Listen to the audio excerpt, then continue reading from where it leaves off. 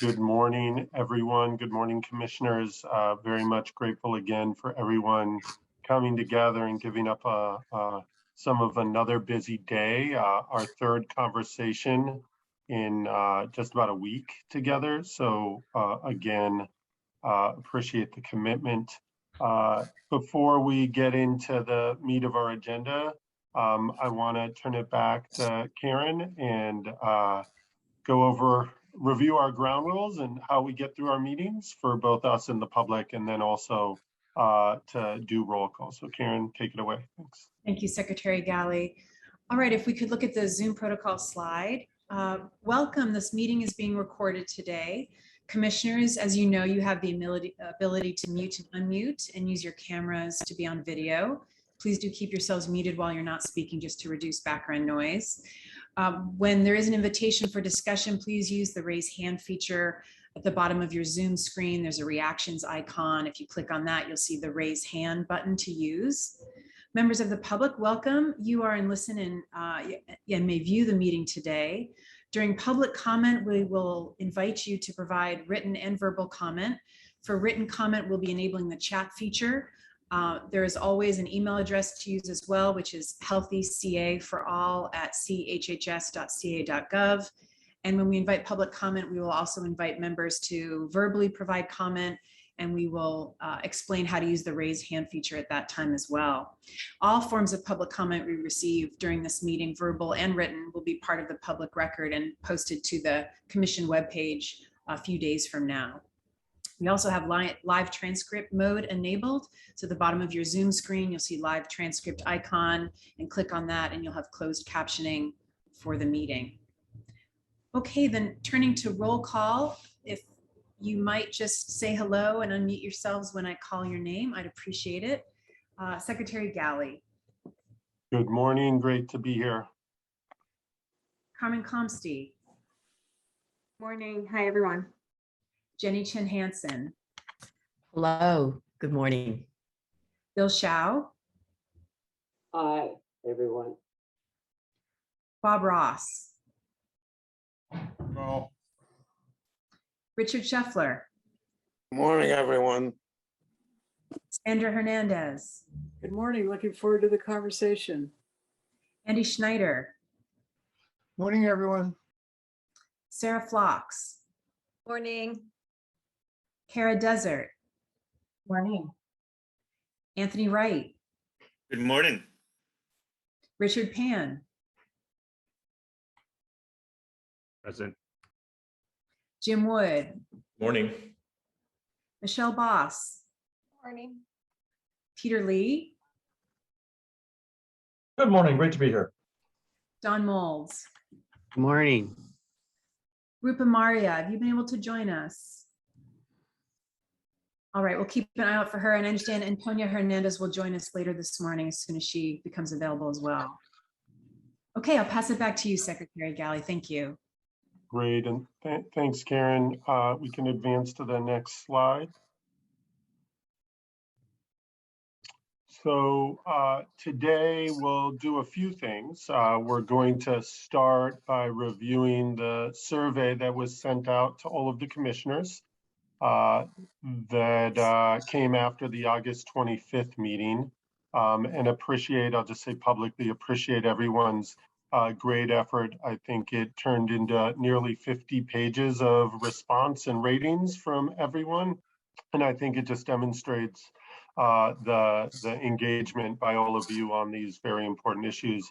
And then I'll just remind you that today's main conversation, why we added an additional meeting to our schedule, really came from the will of the group, the listening to all of you who really did want to dig in more around the issue of equity, the issue of racism in our current healthcare delivery system, the issue of the structural and the power dynamics that we know have led to many of the disparities and inequities that we are all trying to respond to, not just in this commission, but in our careers.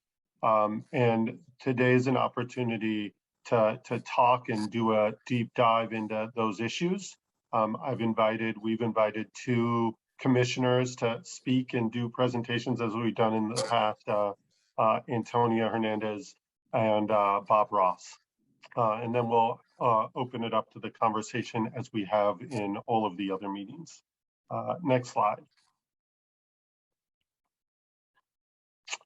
Before we go into that, though, I do want to kind of go over where we are on our schedule. So like I mentioned, we've had 3 events, 2 meetings and 1 webinar in the past 10 days or 9 days.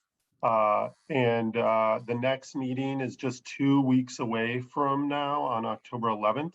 We'll be talking again about provider payments. We will include speakers and presentations and be on the lookout for some required/recommended reading in advance of that conversation so that all of us can be prepared. And as Richard Scheffler says to me, that we've been learning a lot. We plan to learn a lot more on that day. And so that will be helpful. And then we do have planned meetings on November 4th, 9th, and January 12th. We are entertaining which issues to put on the agenda.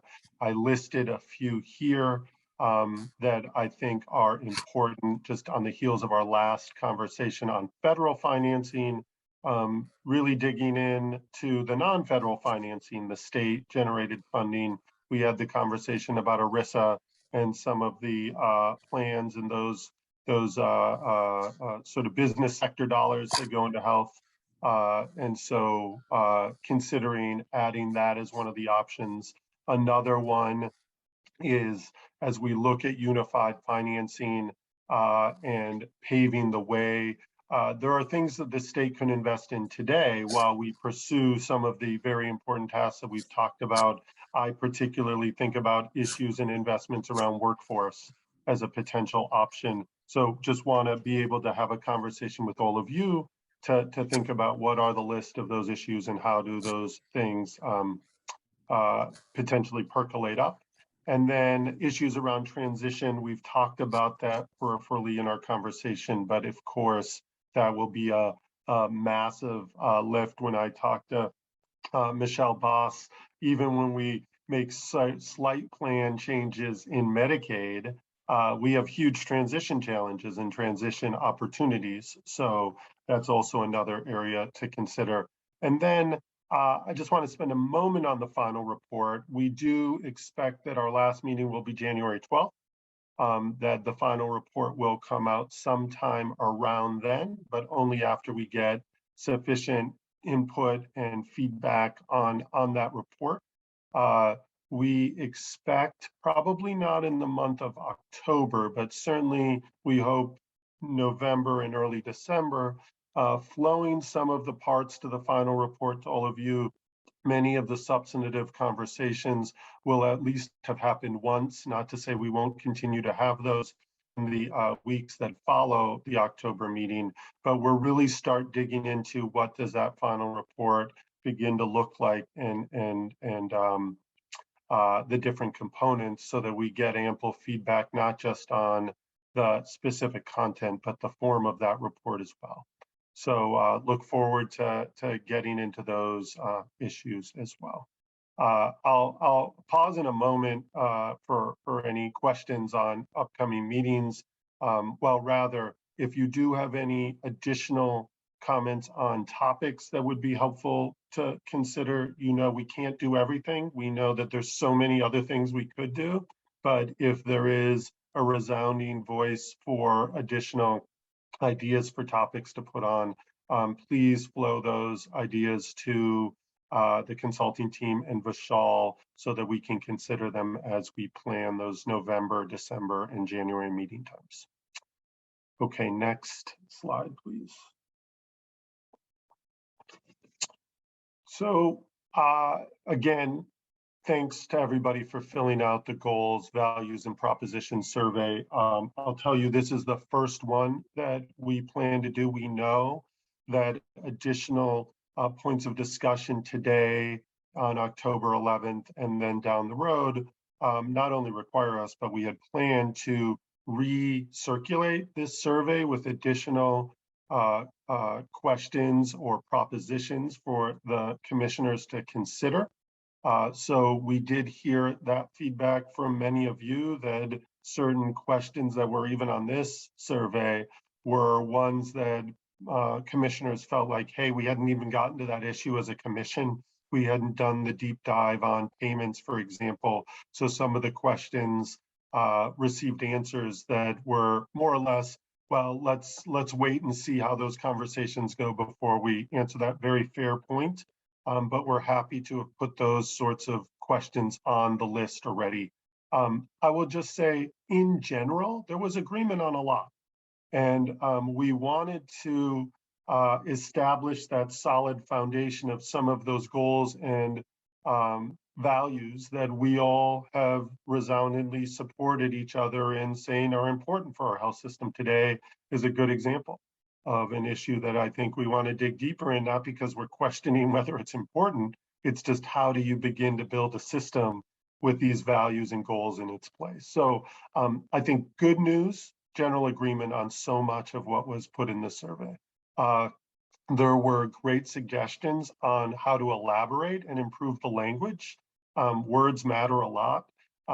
Issues of, well, how do we leverage different things? I mean, that was a certain word that people wanted a lot more explanation on, and we will follow up with more explanation, refining the questions so that they can be more specific and targeted to, I think, the areas of concern and importance to many of the commissioners. I think there was wide agreement on issues related to integrating and coordinating care, but I will say that it wasn't universal. It wasn't out of the commissioners. We did receive commissioner responses from all but one of the commissioners that we sent information to. We hope to get that in the future as well. So we had a great response rate. And in general, I think there was support for integrated coordinated care. However, I think there were questions about, well, integration and coordination of care is great, but only if it doesn't come at the expense of some of the other values and or create some perverse incentives in the delivery system to do some of the things I think we all want to see avoided, like declining care to certain patients, cherry picking, as they say, taking patients that are a little less complicated. So some of those issues came up. I think payment as a tool for accountability came up quite a bit, but also accountability not just on quality, but on issues of equity, on issues of fairness, on issues of power, that there was a lot that could be done through payments, and I think a lot of anticipation to the conversation that we'll have shortly in October. And then there were some clear areas where the agreement wasn't as resounding. I would say that the role of plans, not surprising, was one where a lot of commissioners, even where there was agreement, there were specific call-outs on how plans need to change, need to be more narrow and focused. And some commissioners said, plans are part of the challenge, that they weren't necessarily part of the future in their minds of the unified system that I think we aspire to have. So that divergence was clear, and we'll be working to fine tune that, focus on it, and make sure that that divergence isn't just swept under a rug, but that we try to deal with it and it comes out clearly in the final report as a set of, we knew that the final report wouldn't be a single everyone agrees document. That's the spirit of the issue and the commission.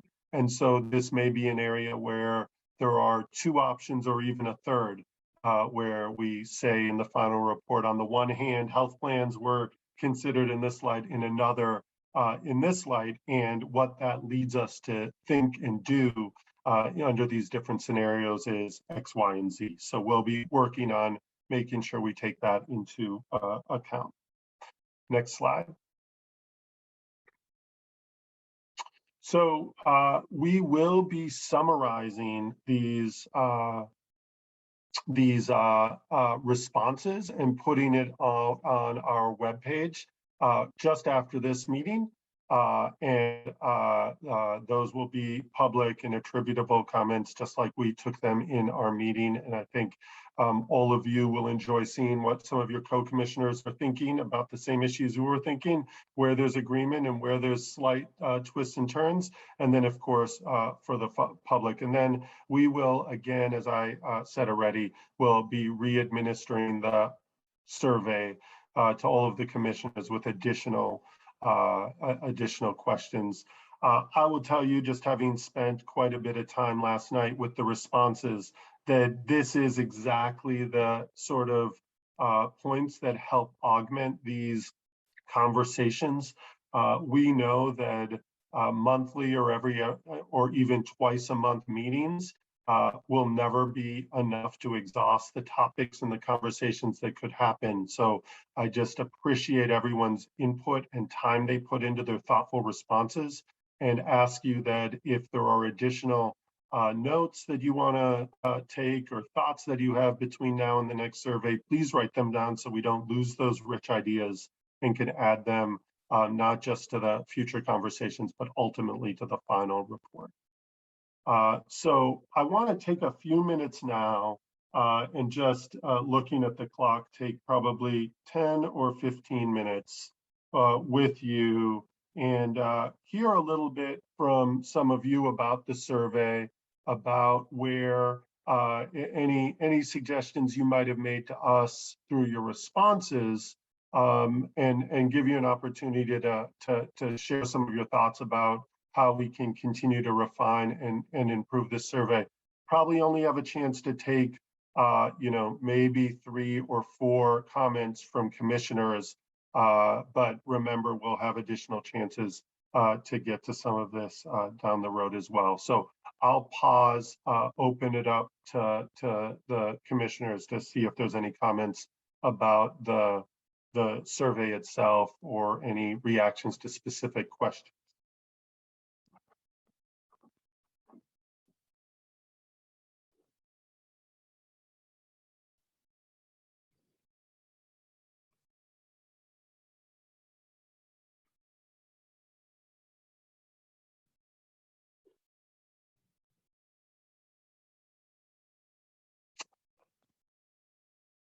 Karen, I am having some internet bandwidth issues, so I can't see if people have their hands up, or it may force me to go off camera to get a little better audio. But if you could help me out and see if there's anybody who wants to jump in. I see Carmen's hand up, but there may be others before her.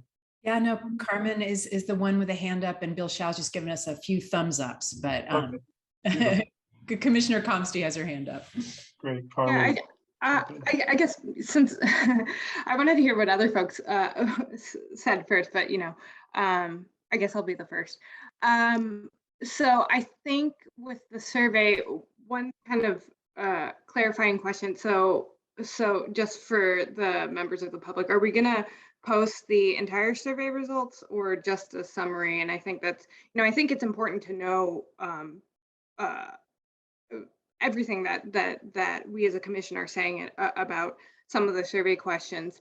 And, I think in my comments, a lot of them, I was a little bit, I was more towards the side of we need to be very careful with the words, and the words matter, because particularly with integration and coordination, those things mean different things to all of us, as our previous conversations,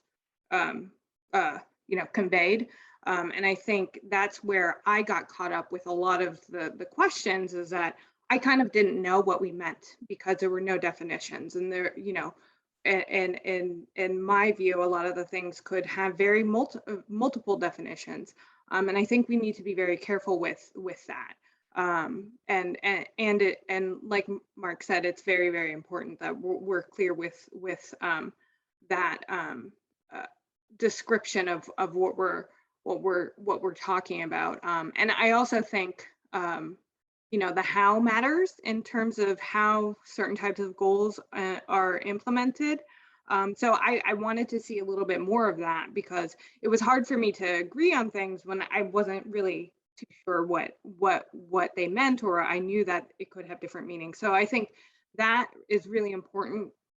I think in the final report and making sure that's clear. And I do appreciate the varying opinions on the different types of approaches that we should present. But if we're going to present various types of proposals, we need to have some definitions on it. And I don't think I can support something where it's not clear what integration means, what care coordination means, what the role of a managed care type of plan could be. And I think you all won't be surprised that I fully disagree with inclusion of any types of health insurance plans and in proposals that we put in the final report. But I think we all should be careful about what we're agreeing to if we don't have actual definitions to what's in the final report.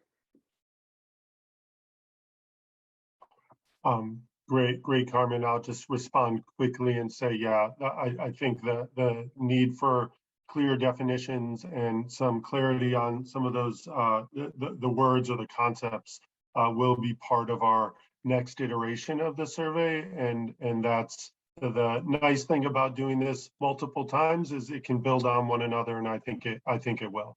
And I'll just say very publicly to you, Carmen, thank you for all of your thoughtful contributions to your answers and additions. I think that sure there were places where you acknowledged some hey, I don't know what you mean by this concept, but there were other places where I thought you really provided a great deal of granularity and input. So just thank you to you, and so many of the other commissioners did the same.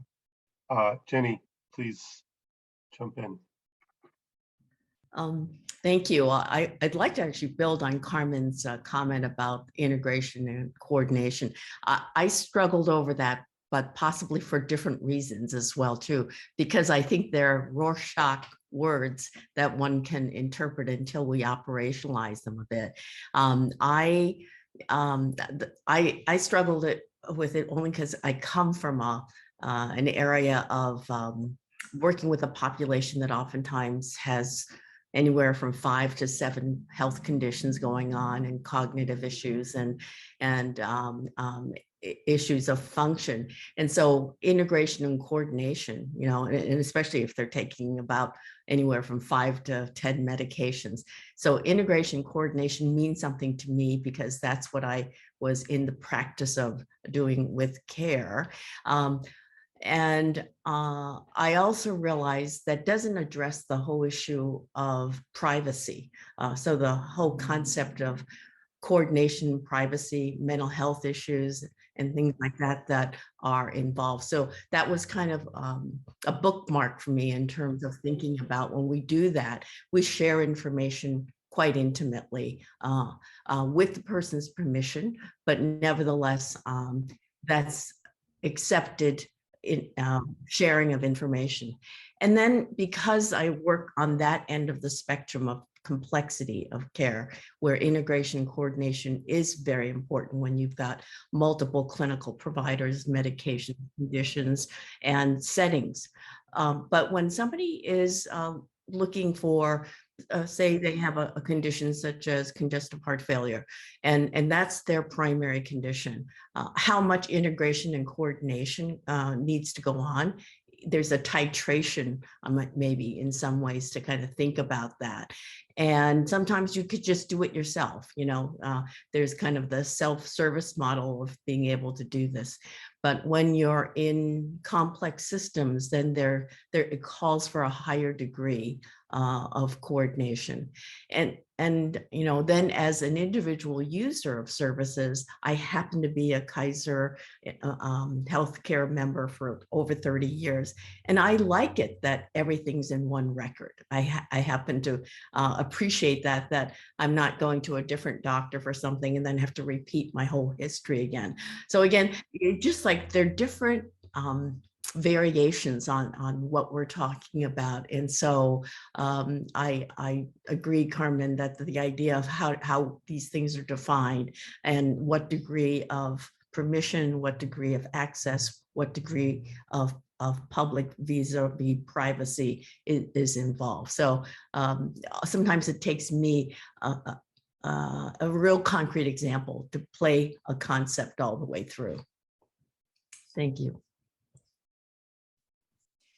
Secretary Galley, forgive me, I think Commissioner Shao was actually trying to let us know he'd like to raise his hand and speak. Commissioner Shao, is that true?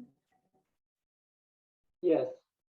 I want to compliment what Secretary Valley has led us to do and surveyed us. And I think we had a chance then to actually express our values and the visions. So he went a long way to answer the question, what? However, the survey did not say how. And when we can list our vision and our hope and our dream, but how to go from here to there? The issue about what would cost of different provisions. For example, how much it costs to try to equalize the supply side among the different counties or regions in California, and to develop the culturally sensitive services we want to provide. And how do we finance that? Because at the end of the day, that's the key issue. Is the commission going to address that? Or we're going to just throw it to the legislature and or the governor? I would be interested to hear what your current thinking.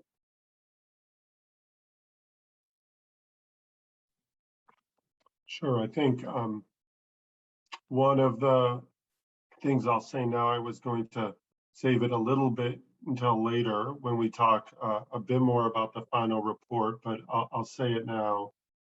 As I have been thinking about, you've heard me say now for the last few meetings that much of what we are talking about is that what we do. I think we have gotten to some parts, Bill, of how we do it.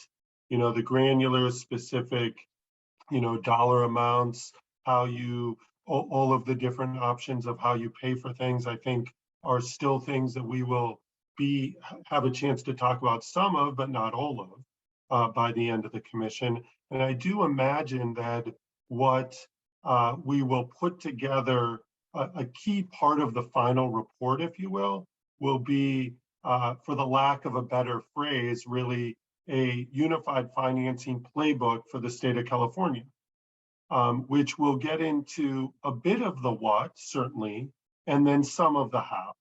I don't know that we will have a chance to be exhaustive in our remaining meetings on every detail of the how.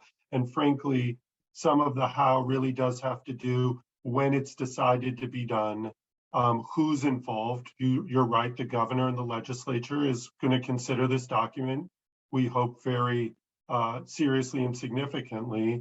And so I think we will take them part of the way there, Bill, but maybe not the entire way there at the end. But I am committed, as I think all of us are, to try to do as much as we can in adding granularity to a playbook, if you will, by the time it's finally published and finished. Again, I am sharing what we believe will be the main part of the report. There may be additional parts that get to some of the more granular detailed, Bill, you mentioned, and we will see as we go along the next many weeks. But that's the approach. And I think the next survey, Bill, will get into some more granular, deeper questions on some of the issues that we know will require a degree of specificity for the final report. I don't think we are quite there yet in our conversations to have those be part of that survey yet. Hopefully that helps. Sarah, go ahead. Thank you. I just wanted to kind of follow up and emphasize what Professor Shao said, because I do think the question of financing and what gets paid for, how it gets paid for is incredibly important. And I think maybe a part of the report for a sustainable system also needs to be looking at trade-offs and posing to the legislature or to the governor, what are the trade-offs? If we want to have an equitable system, if we want to have redistribution of resources in a sustainable system, yes, okay, there will be winners and hopefully we'll have equity. That may mean there are losers. It may mean, and this is why I felt I was struck by the survey and I feel so strongly about cost containment and using payment as an accountability tool, is because there may be providers, not just health plans, but providers who right now are charging whatever they want that don't get to anymore. And that's a really important part of, I think, building a sustainable system. That's a trade-off. There are going to be some very unhappy people about that. And if we change to maybe look more at primary care versus specialty, and I think it's a delicate balance because we want to have people have access to specialty care, but maybe it's not this, maybe we don't have as many plastic surgeons. I don't know. But I think the idea of trade-offs, whoever makes that decision, I think it's really important that we also get into that and not say unified financing, single payer. That means there's someone out there that's the single that pays for it. Everything costs money and we're all going to pay for it in some way. And so I think that's also an important piece for the report, whether it's a chapter or an appendix or something. Yeah, I'll tell you, I think the playbook will certainly have significant attention on the question of trade-offs. And I'll tell you, just over the last couple of meetings, and you'll see in some of the summary comments from the survey, that I think different commissioners, different people are at different levels on the trade-offs. I think you've heard Sandra and Bill and others talk about, well, what are we talking about trading off? And what are the sorts of things we juxtapose against one another? And I think we will spend more time in both surveys and in the report talking about that, because I think it's a very important point. And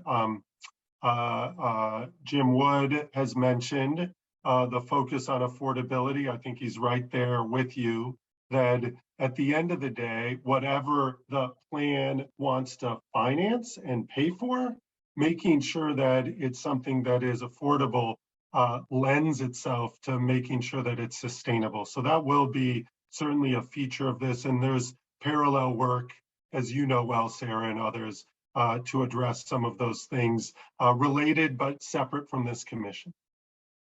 But thank you for that point. And certainly, I think in your responses, some of that came out. So it's good for you to verbalize it here as well. One other observation on the survey responses, not that I was surprised by it, but I very much appreciated commissioners who, I will say, have dedicated so much of their career, their day jobs, to social determinants of health, really struggled with the question on how much social determinants should be on the shoulders of the health delivery system. That are we going to just accept that our social services systems don't do as much as they should or could, and saddle it on healthcare delivery? And I think a number of commissioners said pretty clearly, like, we've got to be careful on this one.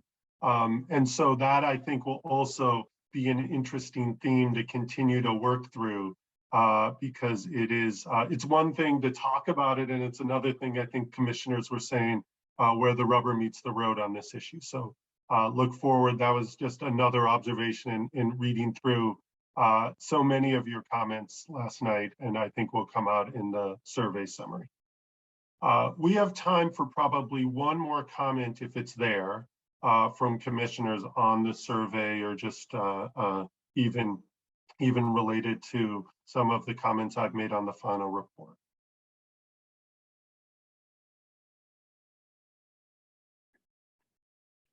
Okay, Richard Pan, I see your hand up. I think that's up.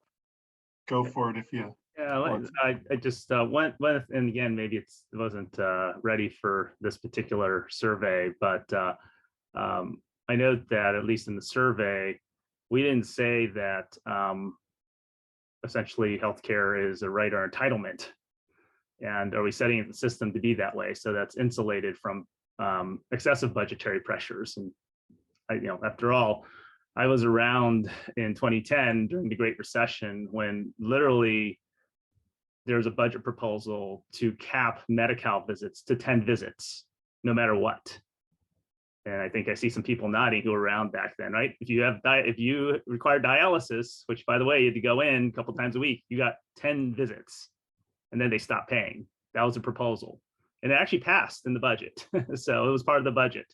So it's like something again to So when we build the whatever proposal we build out, we say Medicaid is an entitlement, Medicare is an entitlement. We're talking about trying to transfer money. We had a whole discussion last time, but is this, if we create this, is this an entitlement, and how do we support it as an entitlement? It's excellent point, and something Richard will build into the next, certainly consider how we build that into even refining some of the questions that were already asked in the survey.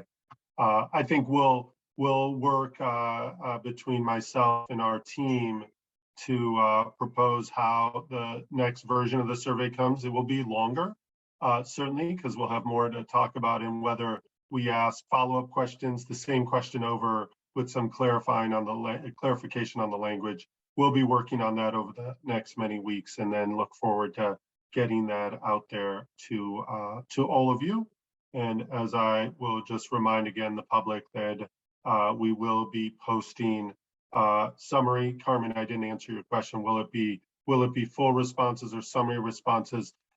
Your feedback notwithstanding, considering it, the plan initially was summaries of the responses, but we can look and see if there's aspects that are worth pulling out. So we will consider that again based on your feedback, Carmen. Thank you. All right. Okay, I'm going to wrap up this part of our meeting and move into the presentations and discussion part. Do we have Antonia yet? Secretary Galley, I don't see her quite yet. We're keeping an eye out. Okay, all right. Well, Bob, I know you're ready to go. If you end up going first, we got word that maybe Antonia was joining soon, and if we can keep our initial order, we will do it that way. So the topic for the rest of today's conversation is really focused on racial equity and the design decisions that we can make in a unified finance system that really advances what I think was the resounding agreement that we saw in the survey, and frankly that we've seen throughout these commission meetings, that focuses on equity being, I'll use a word that I think Bob is going to use, anti-racist in our system that we design. And today we'll spend a little bit of time talking about what we've seen in our system today, why there are challenges, why there are amazing opportunities that we should capitalize on to improve, but that we really must improve if we want the system that we hope to. I think we'll hear a little bit and have a conversation about what the different levers and opportunities are to influence that system and really create something different, and that what I would say meets the standards of this commission and California as a whole. I just want to take a moment and talk a little bit about one thing that we did during COVID that I think was a direct focus on equity that was really challenging. And I believe I might have raised it in the commission before, but when we were considering the reopening plan for California, you all probably remember the blueprint for a safer economy and how different counties were assigned to different tiers based on their level of transmission and their test positivity rates. We, at the time that it came out, we worked hard to build in what we called an equity metric. And I know for many, they might have said, that's nice, but how does it work exactly? How does it actually drive and achieve equity? And I don't want to say that it was the perfect solution, but I think it was monumental in that it was one of the first times we were able to actually create a very economically driven push to equity in our COVID response. And I'll just remind you how it worked. We had a test positivity metric to move forward to become less, to move from a more restrictive to a less restrictive tier. And what that essentially did was allow your businesses and your commerce in the county to open up a little bit more. And I think hopefully guided by safe practices, that meant more employment, more sales, more restaurants being able to open. And what we saw and were worried about initially was that counties could basically move forward while leaving some populations entirely behind.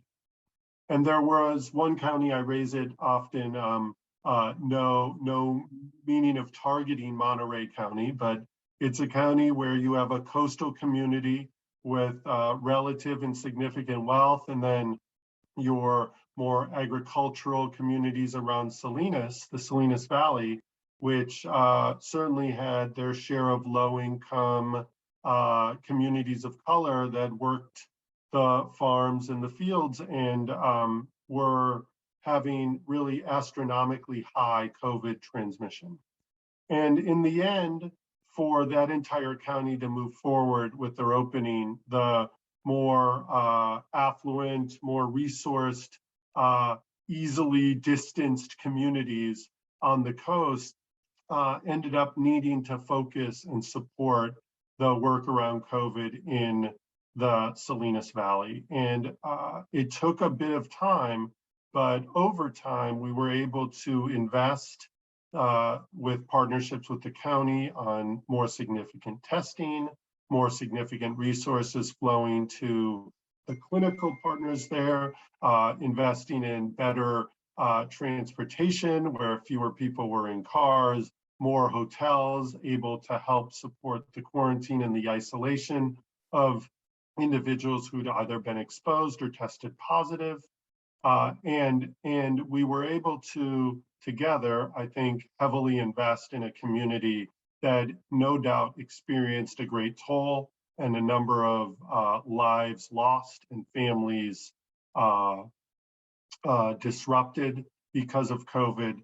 But I think the effort to focus on making sure that we didn't leave the Salinas Valley behind while the rest of the county, the rest of the region moved forward, I think is something that I'm personally proud of being a part of. I know Michelle Boss, who's now our commissioner as DHCS director, was an absolute force on that effort, as well as so many others. And I think it just demonstrates how using the data, using the information, that California could lead in this area of work. And it would have been just simple and easy not to necessarily push as hard on this issue.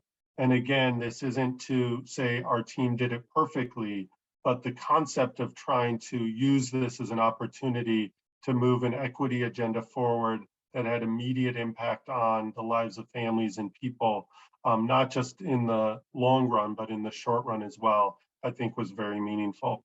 And so I raised that as an introduction to push us as a commission to be thinking about the presentations that are going to be shared next. First, I think because I don't see Antonia on, I'm going to assume, Bob, we're going to have you go first and take some time and present sort of your views, what your experience in thinking about our system as it exists today, and what it can look like down the road could be.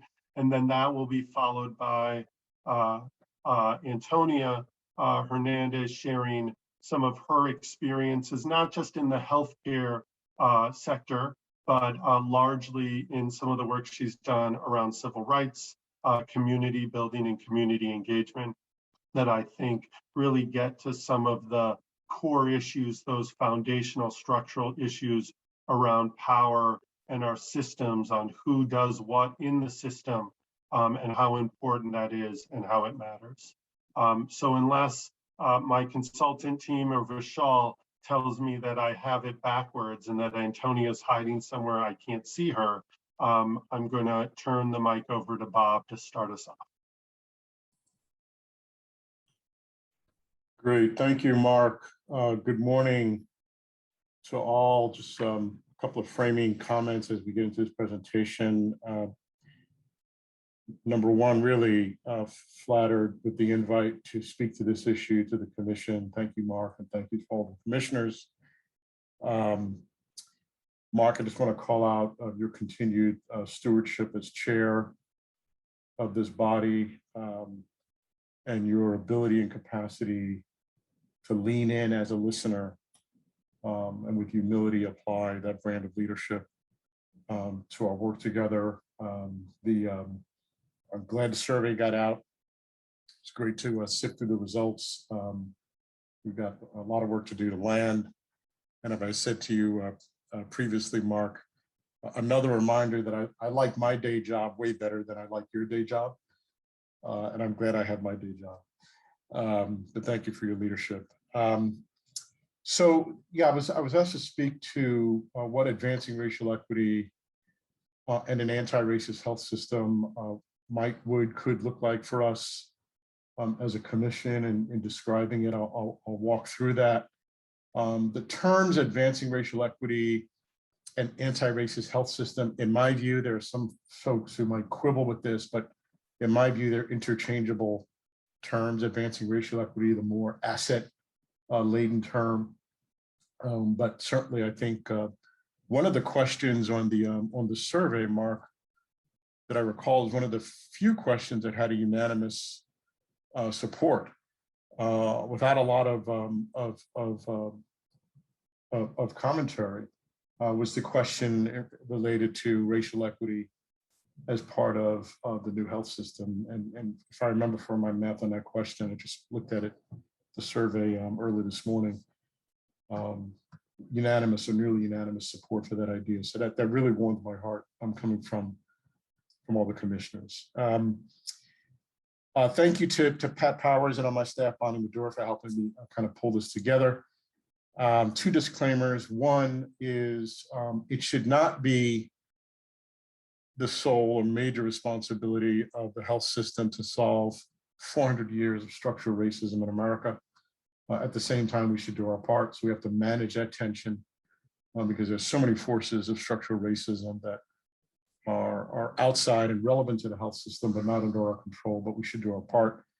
Secondly, I don't consider myself, because I happen to be African-American and a physician and running a health foundation, I don't consider myself the resident expert on advancing racial equity in the health system.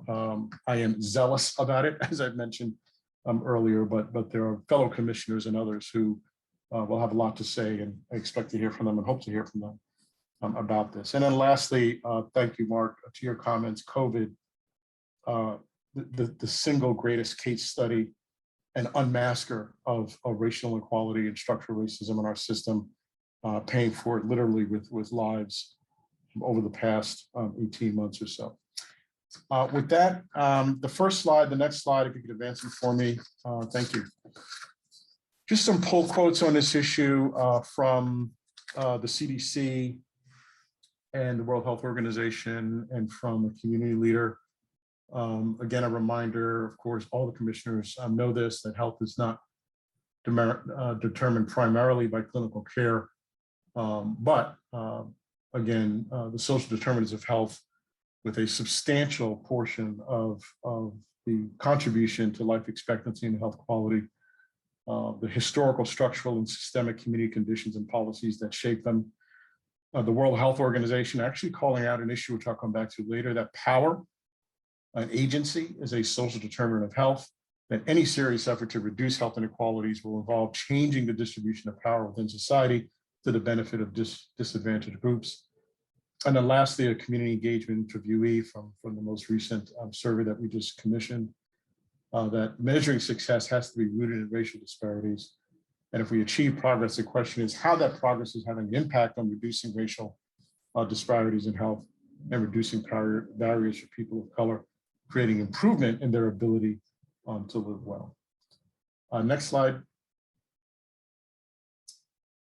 So if we were sitting here 5, 7, 10 years from now, and we could recognize what a reimagined health system might look like, what would those elements be?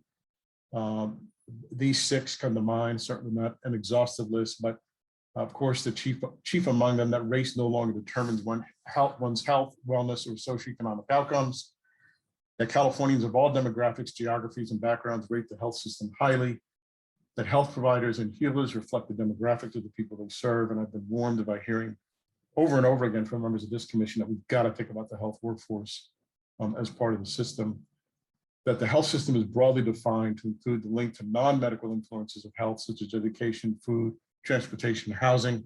I see California as a pace setter nationally on this front. We'll come back to that.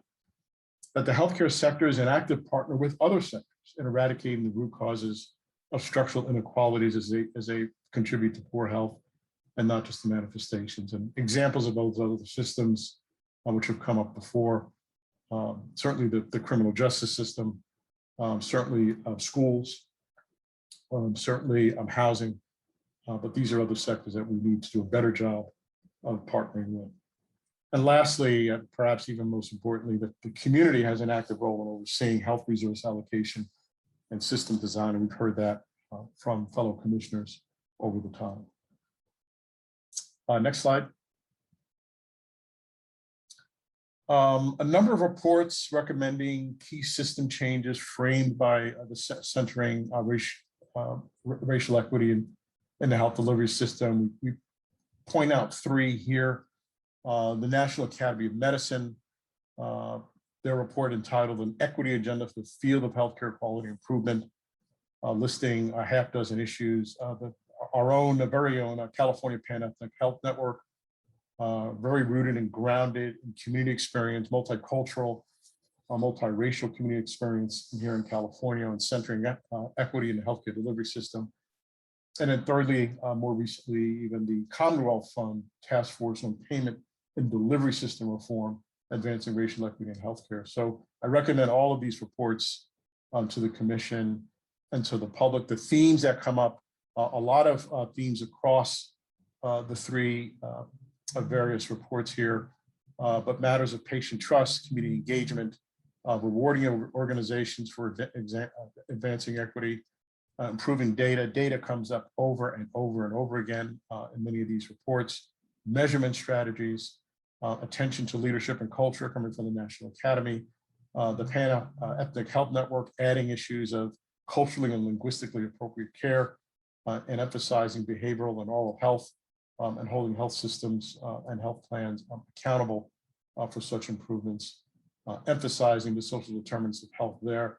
And in the Commonwealth Fund, again, the importance of stratifying, reporting, and using data by race and ethnicity to improve health equity in the system, testing and scaling payment and delivery models. I'm sure that will come up from comments by commissioners.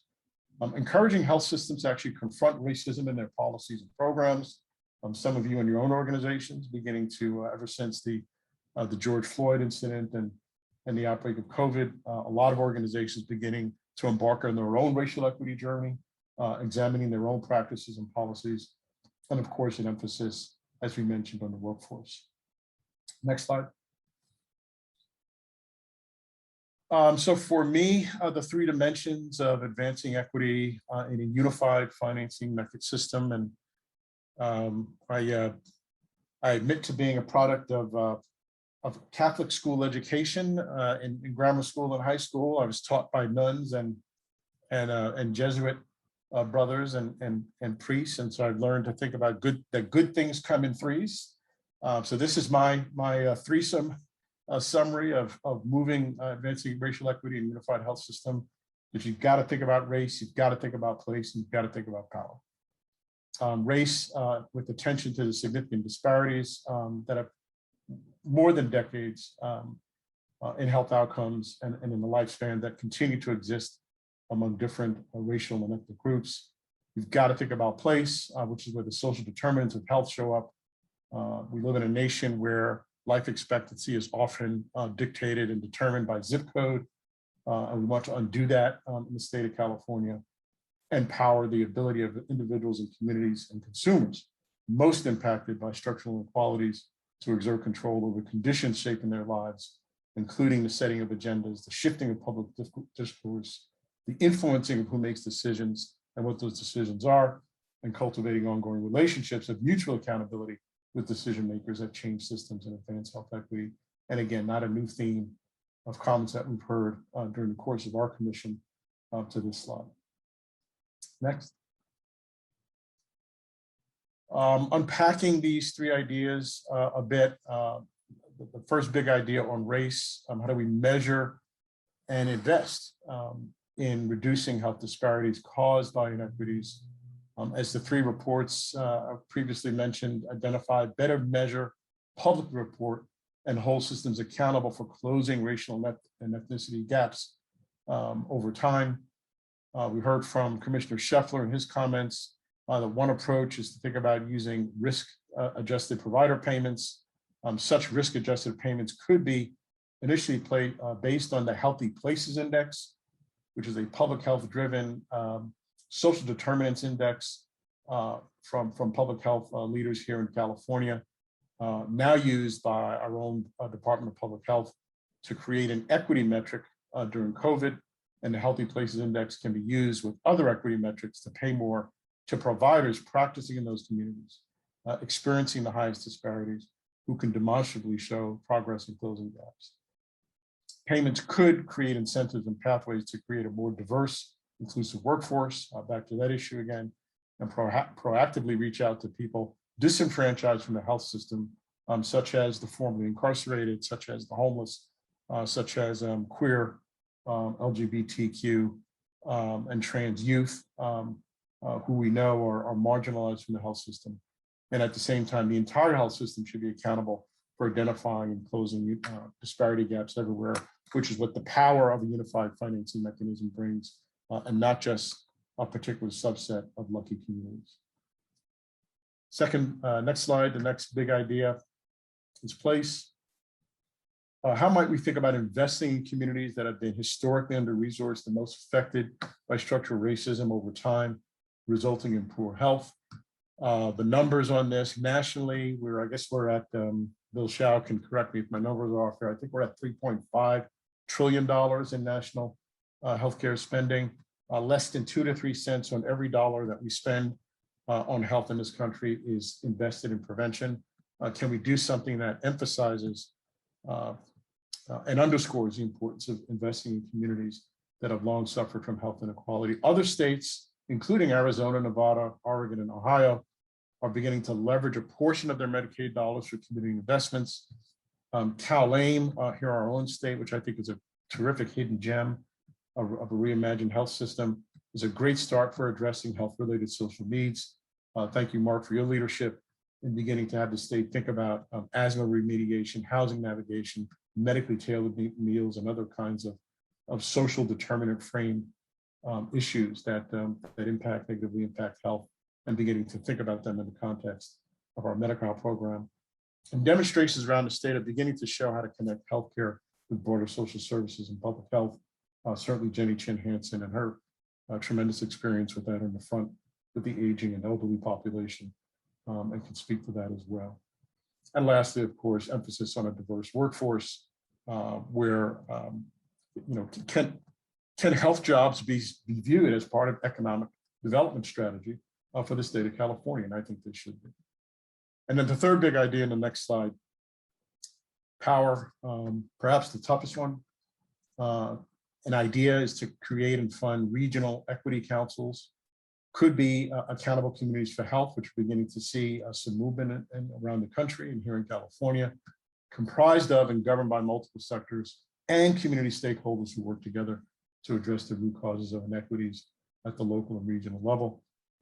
Secondly, strengthening health organizations governance by including more members of the community in positions that have power. We've seen our community health centers, federally qualified community health centers, employ this model as 51% of their board have to be consumers, and also to require health plans to contribute or health systems to contribute to locally governed wellness funds. We've begun to see this tested in, I think in Inland Empire. There's a wellness trust fund, part of their accountable community for health. Not an easy thing to do, but can you actually move dollars from the largesse of the health system and what is spent and dedicated for local community health improvement in the form of a wellness trust fund or community reinvestment. Not an easy thing to do, but worth pursuing. Next slide. These ideas may sound lofty and far-reaching, but they're already beginning to happen and get traction around the country. Recent report just came out last week that Blue Cross and Blue Shield of Massachusetts is measuring racial and ethnic inequities and including equity measures in contracts and payment programs with physicians. In Oregon, their health authority transformation centers requiring coordinated care organizations to reinvest a portion of their net income or reserves on services to address health inequities and the social determinants of health.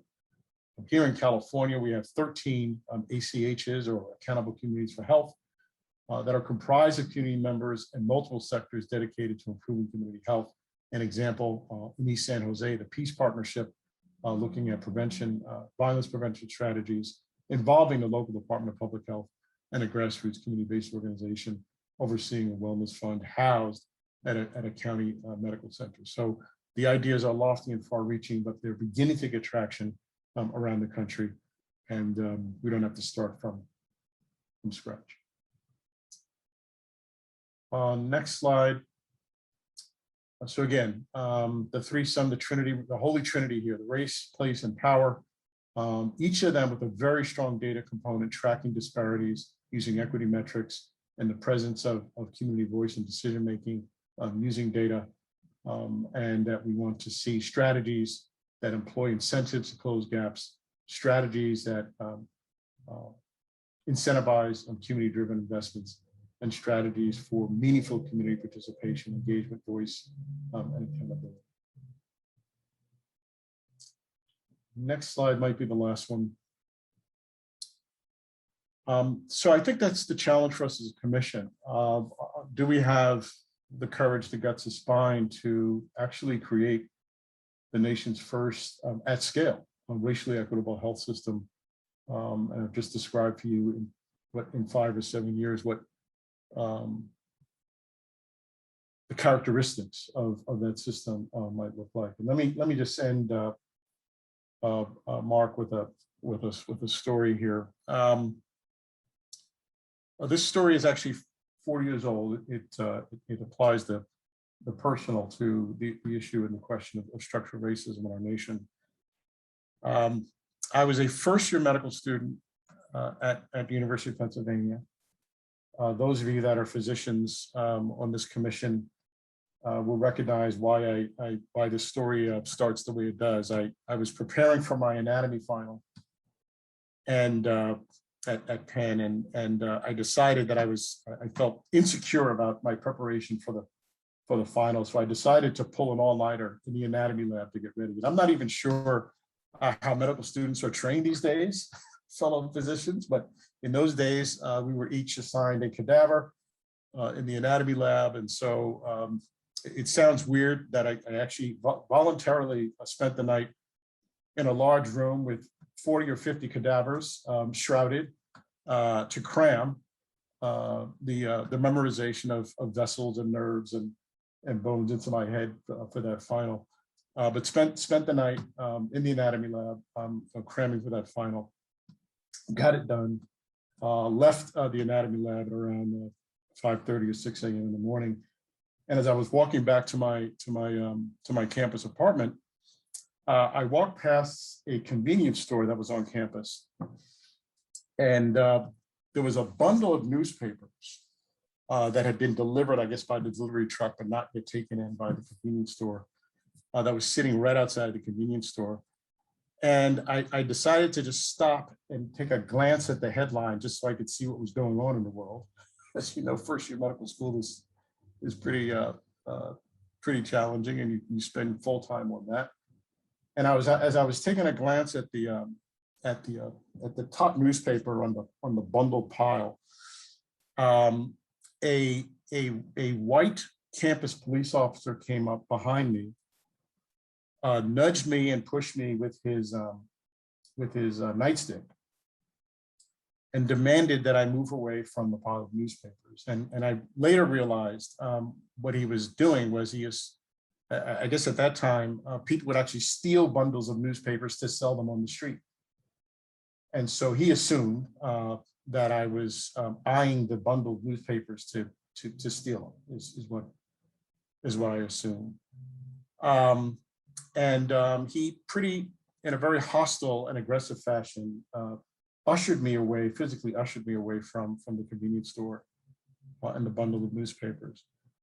And I recall how humiliating that experience was for me, how angry I was. From a neuroendocrine standpoint, my heart rate went up because I was secreting more adrenaline and cortisol. My blood pressure went up. I'm sure my pupils dilated. My palms got sweaty. And I was very angry and had to control myself from going physically nuts on this police officer, which I did. In the scheme of things, could have been much worse. I was not handcuffed. I was not detained. I was not booked. I did not have an officer's knee on my neck for 9 minutes. It wasn't that bad, but it was still a humiliating encounter that I recall fairly clearly 40 years later. And I relate that story to you because this is what structural racism does. It has an unhealthy impact in the moment. It is racially traumatizing, and it has a tail, and it can endure. And so while this example is not directly related to the health system, I just wanted to offer that experience as an African-American male, and just having us conscious that we can't PowerPoint or slide deck our way out of this, that it will require each of us individually, all of us as a commission, and each of us in our respective roles in the health delivery system roles that we play, to embrace and lean into the battle against structural racism in whatever way we can. And so I don't want to have this reduced to a series of trainings or just guest speakers, but I just wanted to share that very visceral experience for me with the commission as an indicator of how structural racism impacts and impacts well-being and impacts health. Thank you.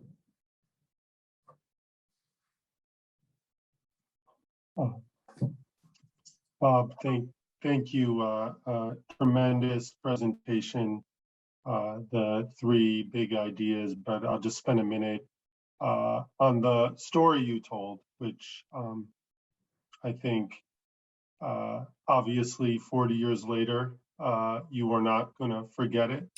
I'm sure there have been other incidents that may or may not have been as impactful, but certainly you or colleagues have shared and experienced, and I think it's exactly what I certainly, in listening and talking over especially the past couple of weeks, this idea of endure. You said it endured, the story endures with you, and that structural racism and the foundations within our structures are really important to pay attention to, that in this reimagining of the system. And even though we spend a lot of time talking about social determinants, often our solutions are about the end game. How do we house the person who is homeless? How do we feed the person without food? And the opportunity to think about the workforce and the power dynamic on who leads the health system actually is probably one of the most powerful places we can make a difference here for exactly the reasons you meant. And I don't want to, in 2 minutes of listening to the story, assume that I'm going to come up with the thing or the nugget or the connection that is so important. But I think this idea that what we do will endure and have a chance to really transform not just the patient care experience, but the experience of all the folks who end up working in this new system and what they bring home every night around their dinner table, whether they're a person of color or not,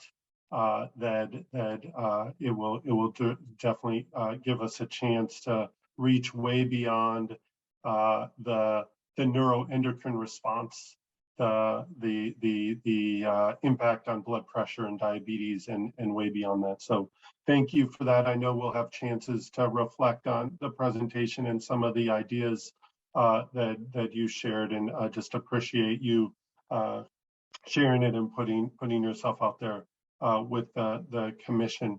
Let me take a moment then to transition us to Antonia Hernandez. Antonia, I see your name there. Don't see your face quite yet, but really looking forward to your presentation. I did tell the group that I asked you to be part of this conversation, not because of your deep experience in healthcare. I have appreciated our diverse set of commissioners and the backgrounds they bring, and I know that you'll share in the presentation that you give some of your own experiences. You've shared with the commission your experiences as a child, advocating for your family, working with your parents and family members to get health care. And I know those experiences as a young person, experiences this system have translated into a set of both personal experiences and career experiences that I think can be informative as we craft the vision, how to get to the goals of this next health system. So with that, Antonia, I know you have a set of slides. They're coming up now. Please take it away.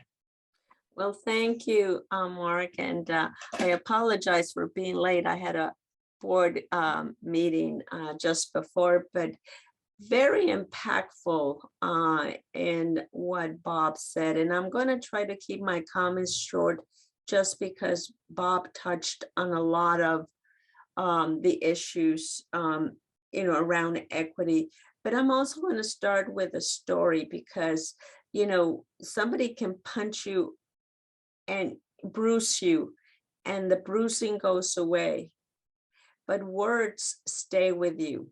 And I'm going to tell you a little story about, I'm a civil rights lawyer, and Mark is absolutely right. I'm out of my element here as far as the nitty-gritty of medicine, but I'm an immigrant and I crossed the border when I was just 8 years old. And I crossed it in El Paso, Texas. And my father, who was born in Texas, but his family was deported during the Depression, took us to a restaurant. And the restaurant said, no Mexicans and no dogs. And if you talk about an impression left on you as a child, I didn't know what it meant at the time. But my father in Spanish said to us, just remember who you are. You're no better, you're no worse, but be proud of how you are. And I think to some degree that has framed my life for the last 60 years. And I bring that up because it's the same story that Bob gave. And when you talk about equity, it's interesting. The first slide, the next slide, please.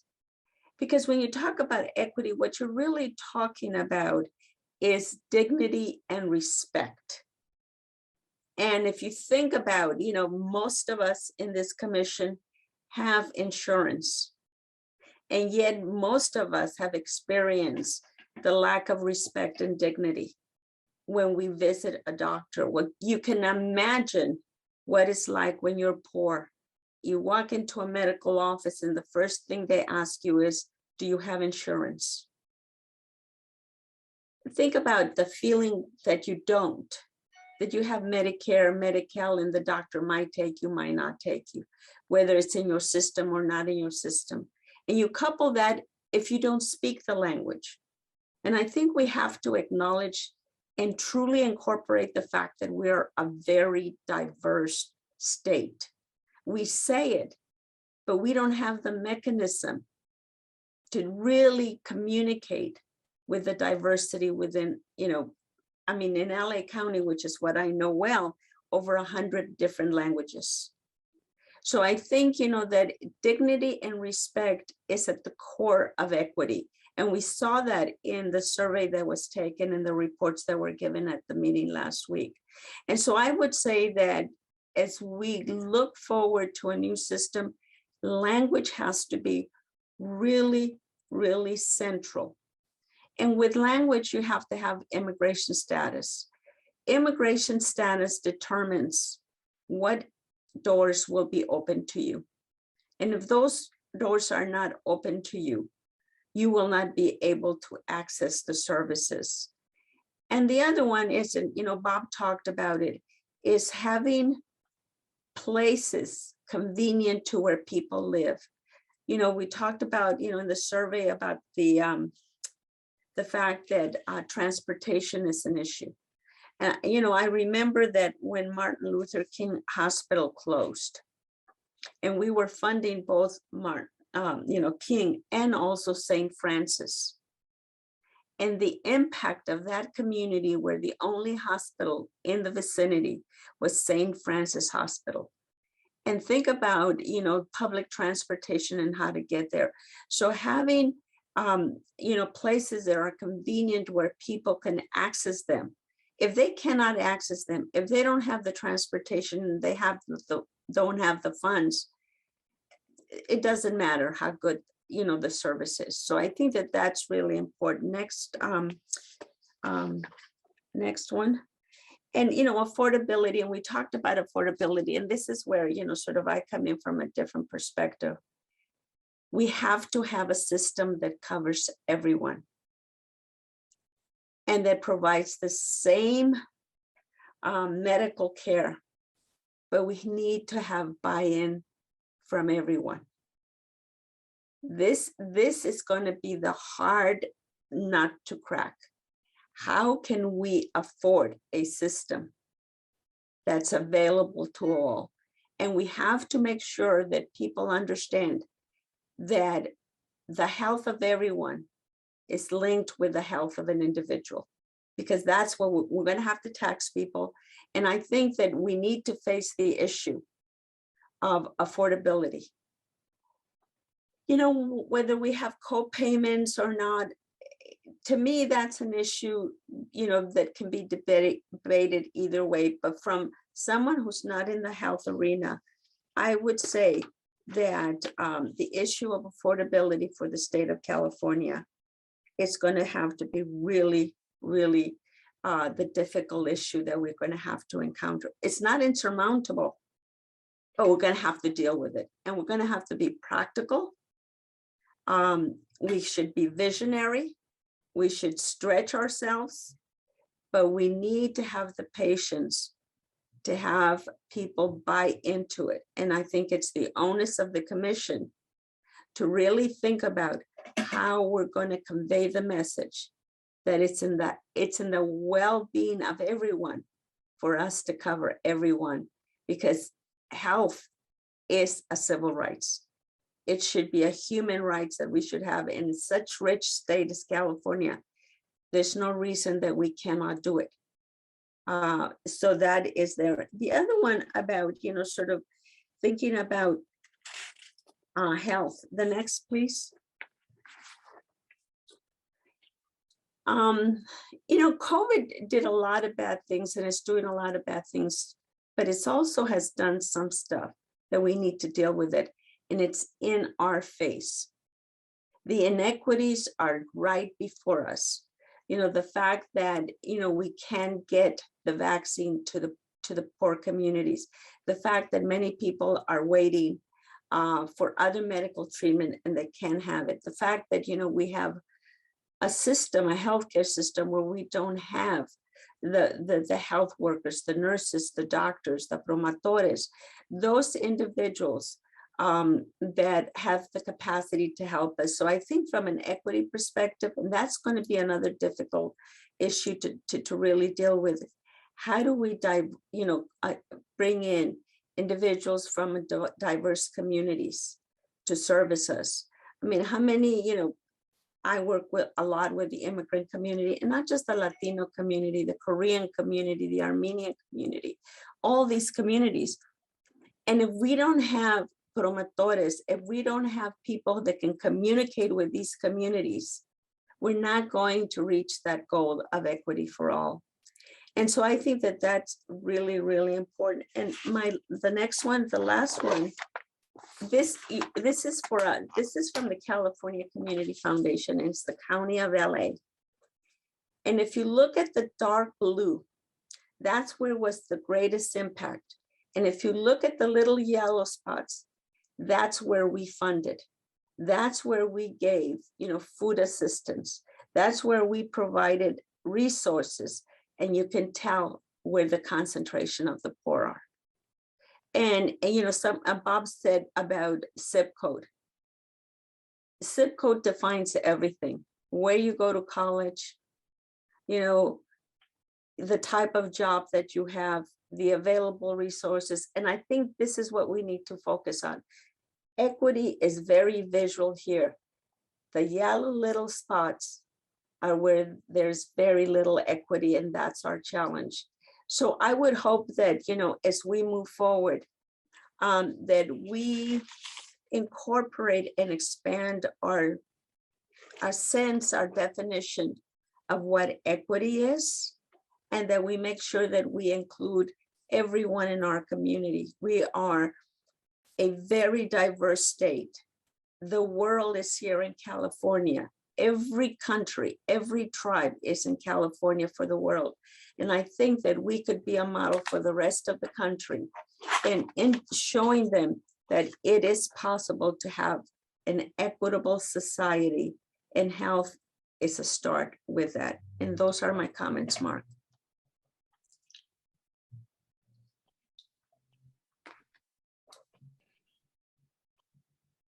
Thank you, Antonia. To both you and Bob, appreciate you spending time and preparing remarks for us and helping us get started on what I think will be a terrific conversation. We have just over an hour, commissioners, to really dig in with one another. I think that both Bob and Antonia pointed to some of the historical challenges our system has had, that its structures and how it's been built faces day in and day out, not just in the past, but today.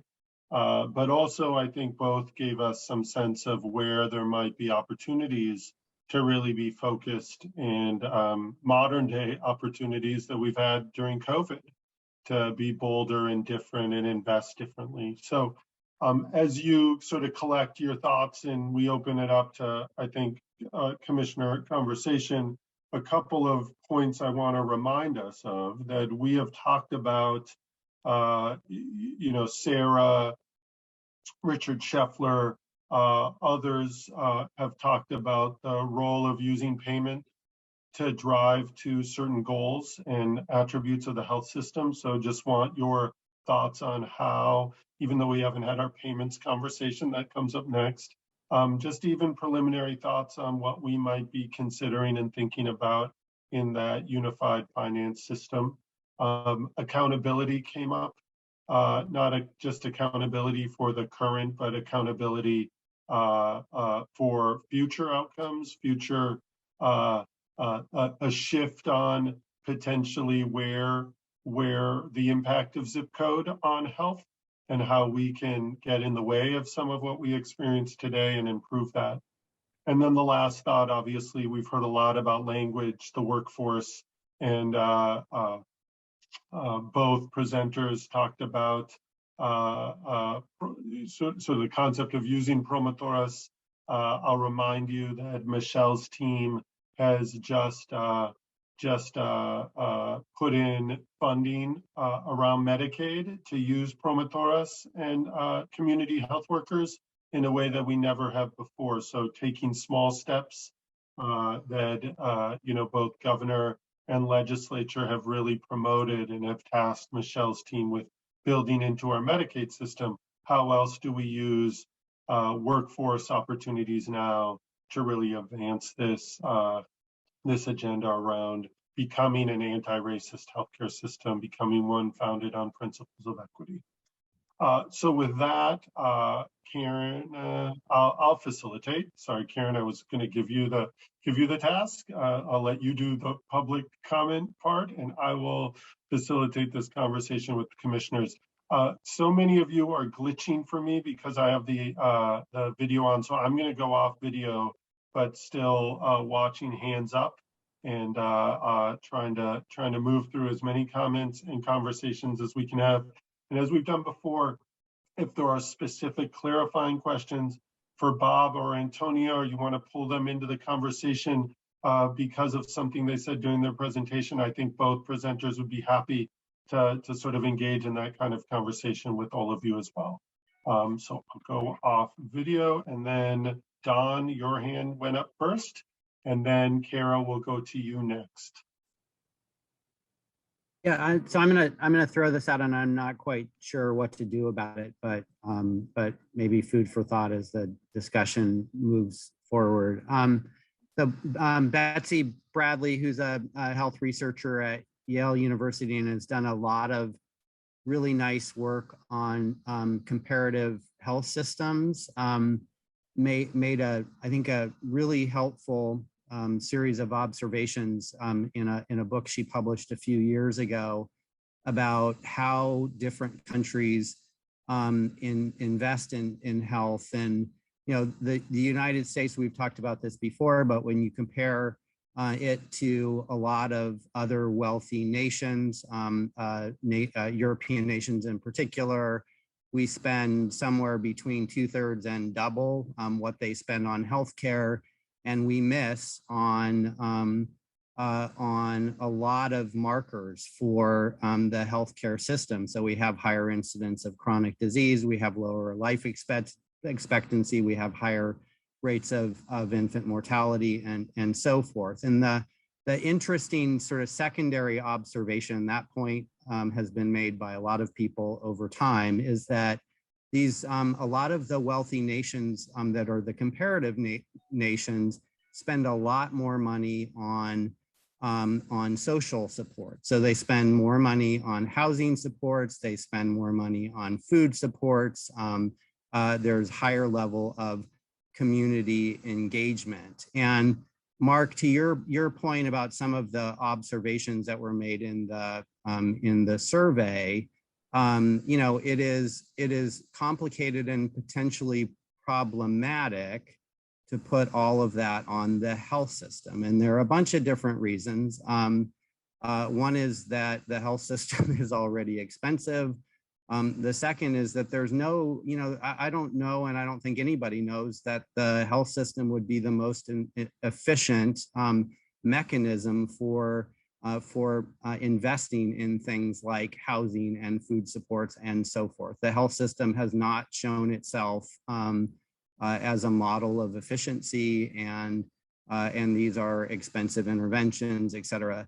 But it's when we think about equity and getting more equitable health outcomes over time, I do think we really need to dig in and think about the interplay between the social supports and health supports, because I don't know that we're going to be able to create a health system that is going to make up for the fact that we seriously underfund in some of these other areas. And so, it's something that we're going to need to talk about. And I think engaging some of these, other systems is going to be critical to get to more equitable outcomes, both in health and really across the board. So just this kind of food for thought comment. Thanks, Don. I think very appropriate, in the connection to the survey results, I think, as folks will see. And I'm just going to take the moment, Carmen, to address one of your questions. I was corrected actually by my team. The plan is to put out the comments from the survey. So Don, to the issue you're raising, we'll see, the breadth of the commissioner's comments and who sort of contributed what on this exact point and the many others. So Carmen, that will be coming out in its totality. To your point, Don, I think it is something that this commission in the final report should struggle with. And we will certainly be in a position to make some comments about that in the final report, because I think it has been front and center that the health system can do a lot, but probably not make up for everything that it would like to. All right, Kara, please jump in. Thank you, Bob and Antonia, so much for your presentations. Appreciate both of you. Now, as I listened to both of you speak, I thought back to the earlier report that we've discussed earlier this month about dignity and respect. And groups of communities of color, English language learners, our immigrant communities, and the LGBT community, particularly our trans and non-binary community. And those folks really saying overwhelmingly in the reports that we read that they're encountering a healthcare system that simply was not designed for them. And so we have big issues. Absolutely echo Bob's comments that our healthcare system cannot eradicate 400 years of structural racism.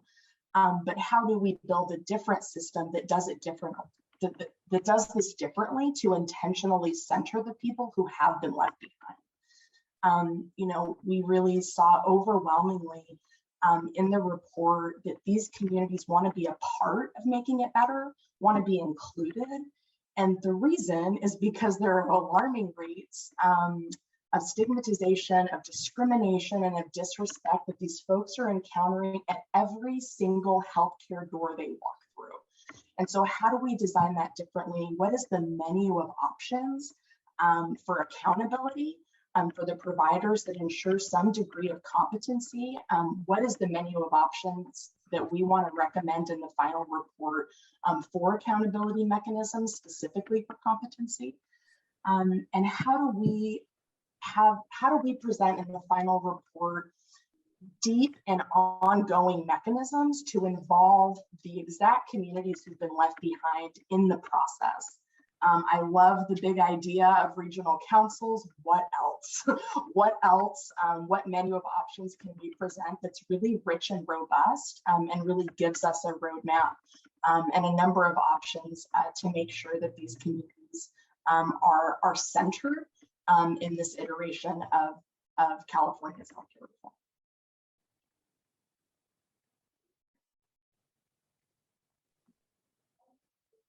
Thanks, Kara. Jim, Dr. Wood. Thank you. As well, yeah.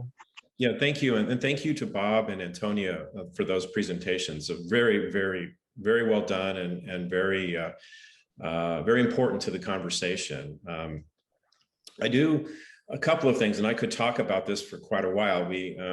But I want to hit on just 2 or 3 small pieces of this. So I think when you talk about equity and the delivery of healthcare or health outcomes, there are a number of factors. Number one is that we found during COVID that getting data on certain communities and is difficult. Our systems are really not as robust as we'd like them to be. So understanding where the needs are hasn't always been easy and seamless. And so to the point that Bob was making, he mentioned in his three comments there, data was at the top of each of those comments. We need rich data to help us to understand where the disparities are.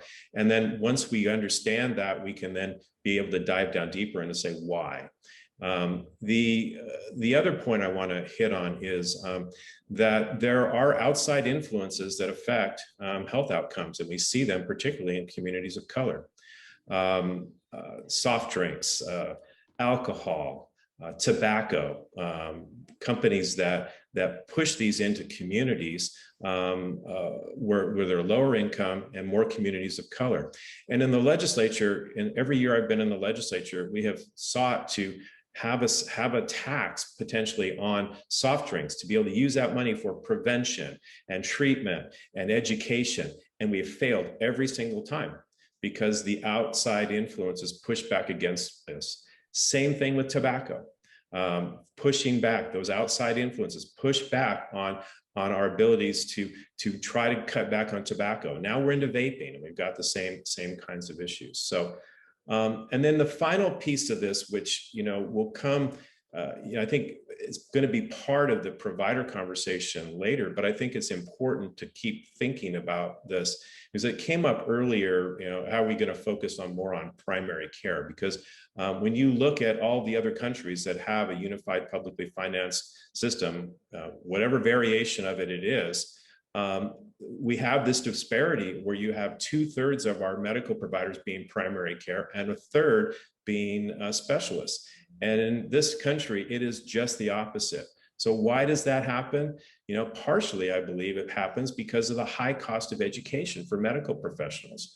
And so once you're educated as a specialist, you're probably got a large debt behind you, and you're going to go to an area where you can make the most of your education. And that necessarily isn't the communities we need people in. So that idea that we actually have ways to further incentivize people to go into other communities could be overcome in many ways if we had a way to pay for education of healthcare providers up front. And that is, if we're looking at a system in the long term here, we've got to focus on how we can get providers, and that debt is significant. And I'll give you a concrete example. It is not unusual to have a physician, leave their education with $300,000 or $400,000 or $500,000 in debt, and that is before they practice. I know of a pediatric dentist who has $800,000 in debt. $800,000. What do you do with that? You don't own a practice, you don't own a home, but you have $800,000 in debt. Where are you going to go to practice? You're going to go to practice where you can make as much money as you can, so that you could someday hopefully be able to buy a house or buy a practice or whatever. And so we cannot forget the incredible high cost of education and how that plays into provider decisions, and how that plays into how care is delivered to our communities. So I could talk for a lot longer, but I wanted to throw those things out as food for thought as we go forward. I think that, from our perspective, I think Dr. Pan could certainly back me up on what I've been saying here. This is a reality out there. And when you've got, I go back to, we don't spend enough money on prevention in this. We've got diabetes out of control, especially in communities of color. And yet the efforts to try to combat that are fought by industries that contribute to diabetes. And our own legislators won't vote for the taxes because they're afraid that might affect somebody's job who works in those communities. Think about that, the perverse incentive there. It's okay to promote these products that are affecting people's health, but I can't really vote for a tax because I'm afraid that somebody's job might change. And we've got to find a way to get our arms around those kinds of external issues that affect healthcare, that are going to be a drain on our system in the long run. So thank you. Thanks, Jim. Richard Scheffler first.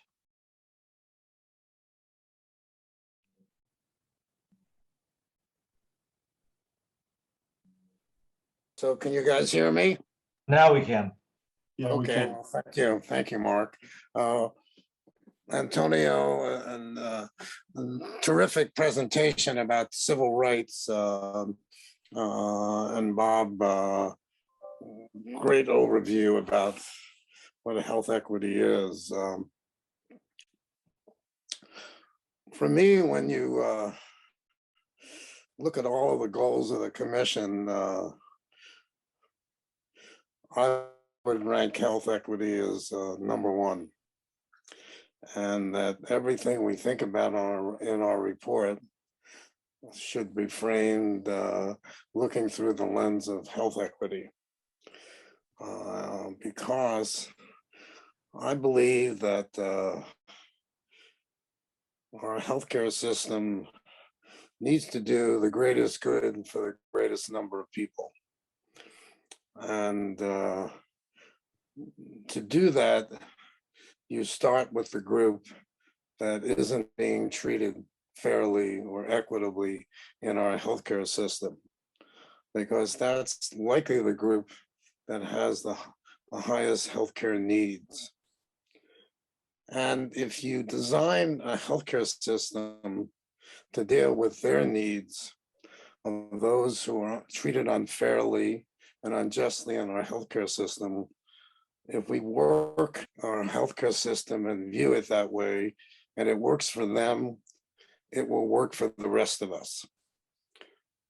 So once we design a healthcare system to deal with those who are marginalized, untreated, and discriminated against, when it works for them, it will work for the rest of us.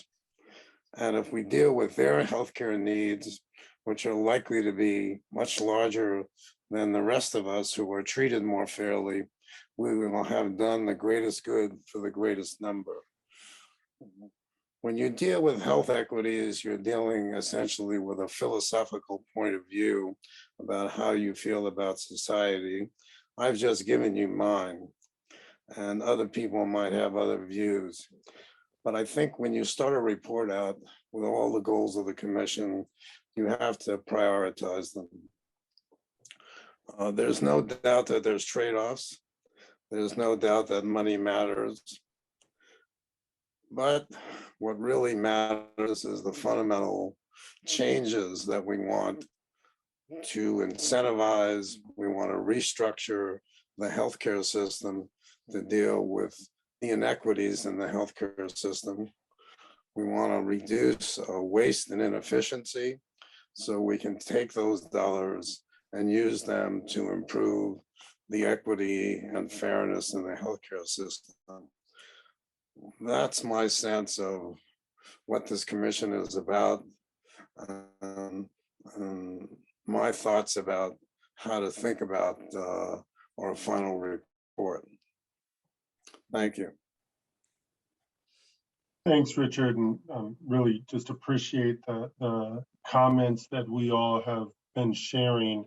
I want to push us a little bit, though, and Carmen, certainly not to change the comments you were going to make, but want to, I'll start with you, but then everybody who comes next, really trying to understand, well, what is the, how do we do this?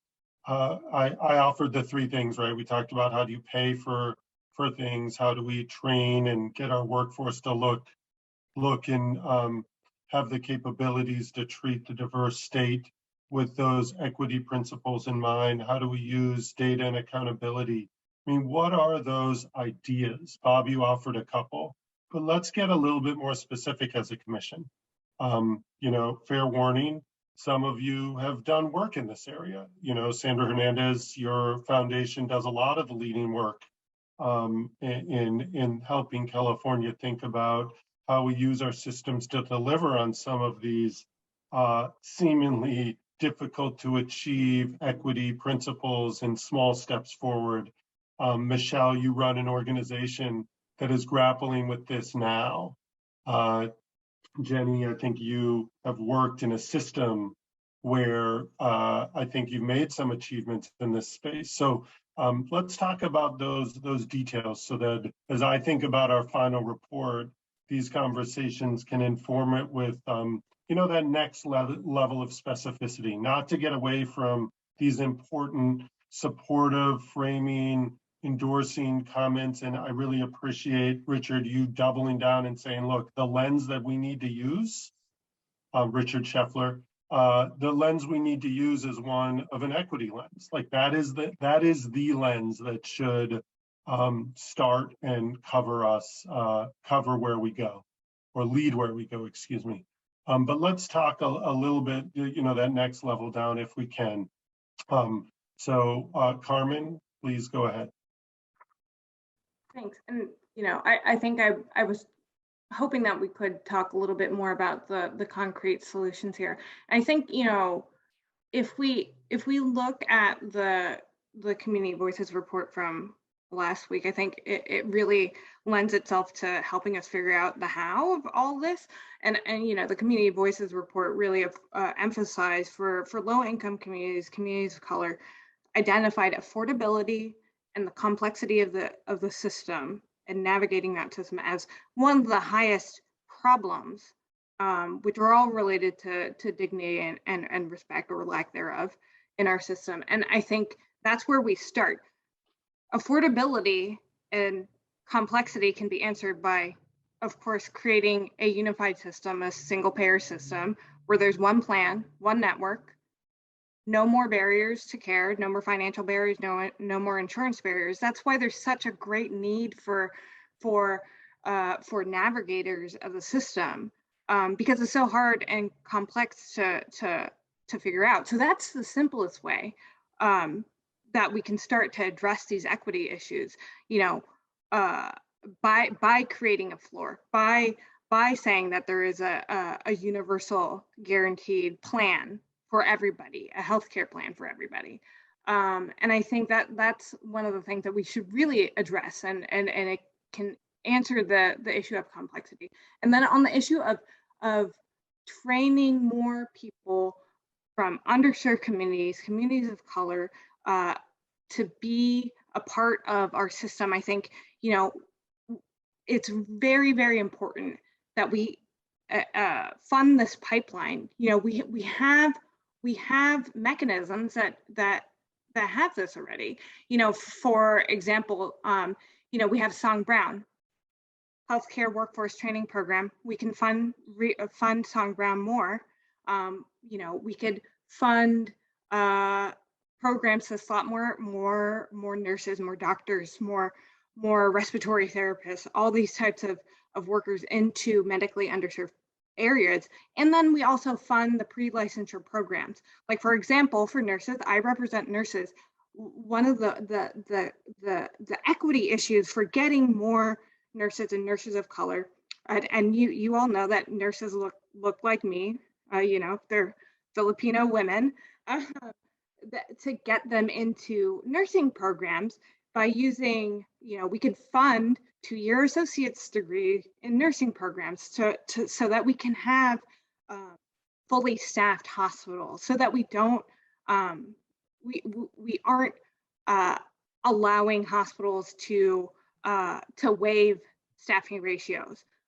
So those are the things that we can do right now to fully fund the pipeline into healthcare professions.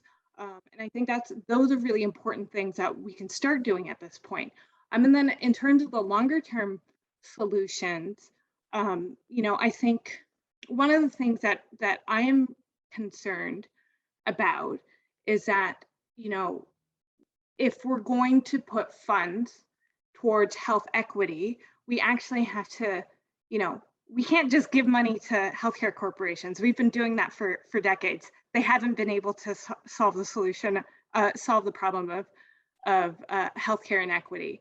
You know, I think we shouldn't just look to payment incentives, but we need to re-look at how we fund our hospitals and facilities. You know, and in proposals that I put together on single payer, we use institutional global budgets so that we can understand what are the healthcare needs of the individual hospitals' patient populations. You know, particularly with safety net hospitals, hospitals in rural areas, hospitals in our cities that serve underserved communities. We can see like they're currently underfunded because hospitals don't see them as profitable. Healthcare corporations don't see them as profitable. So we ask the hospitals, what do you need to cover all the actual costs of those services, and then we fund them. And then we can use the additional money to say, what are the actual problems causing the health inequity? Is it a staffing issue? Do you need more money to place more FTE nurses and doctors in your hospital?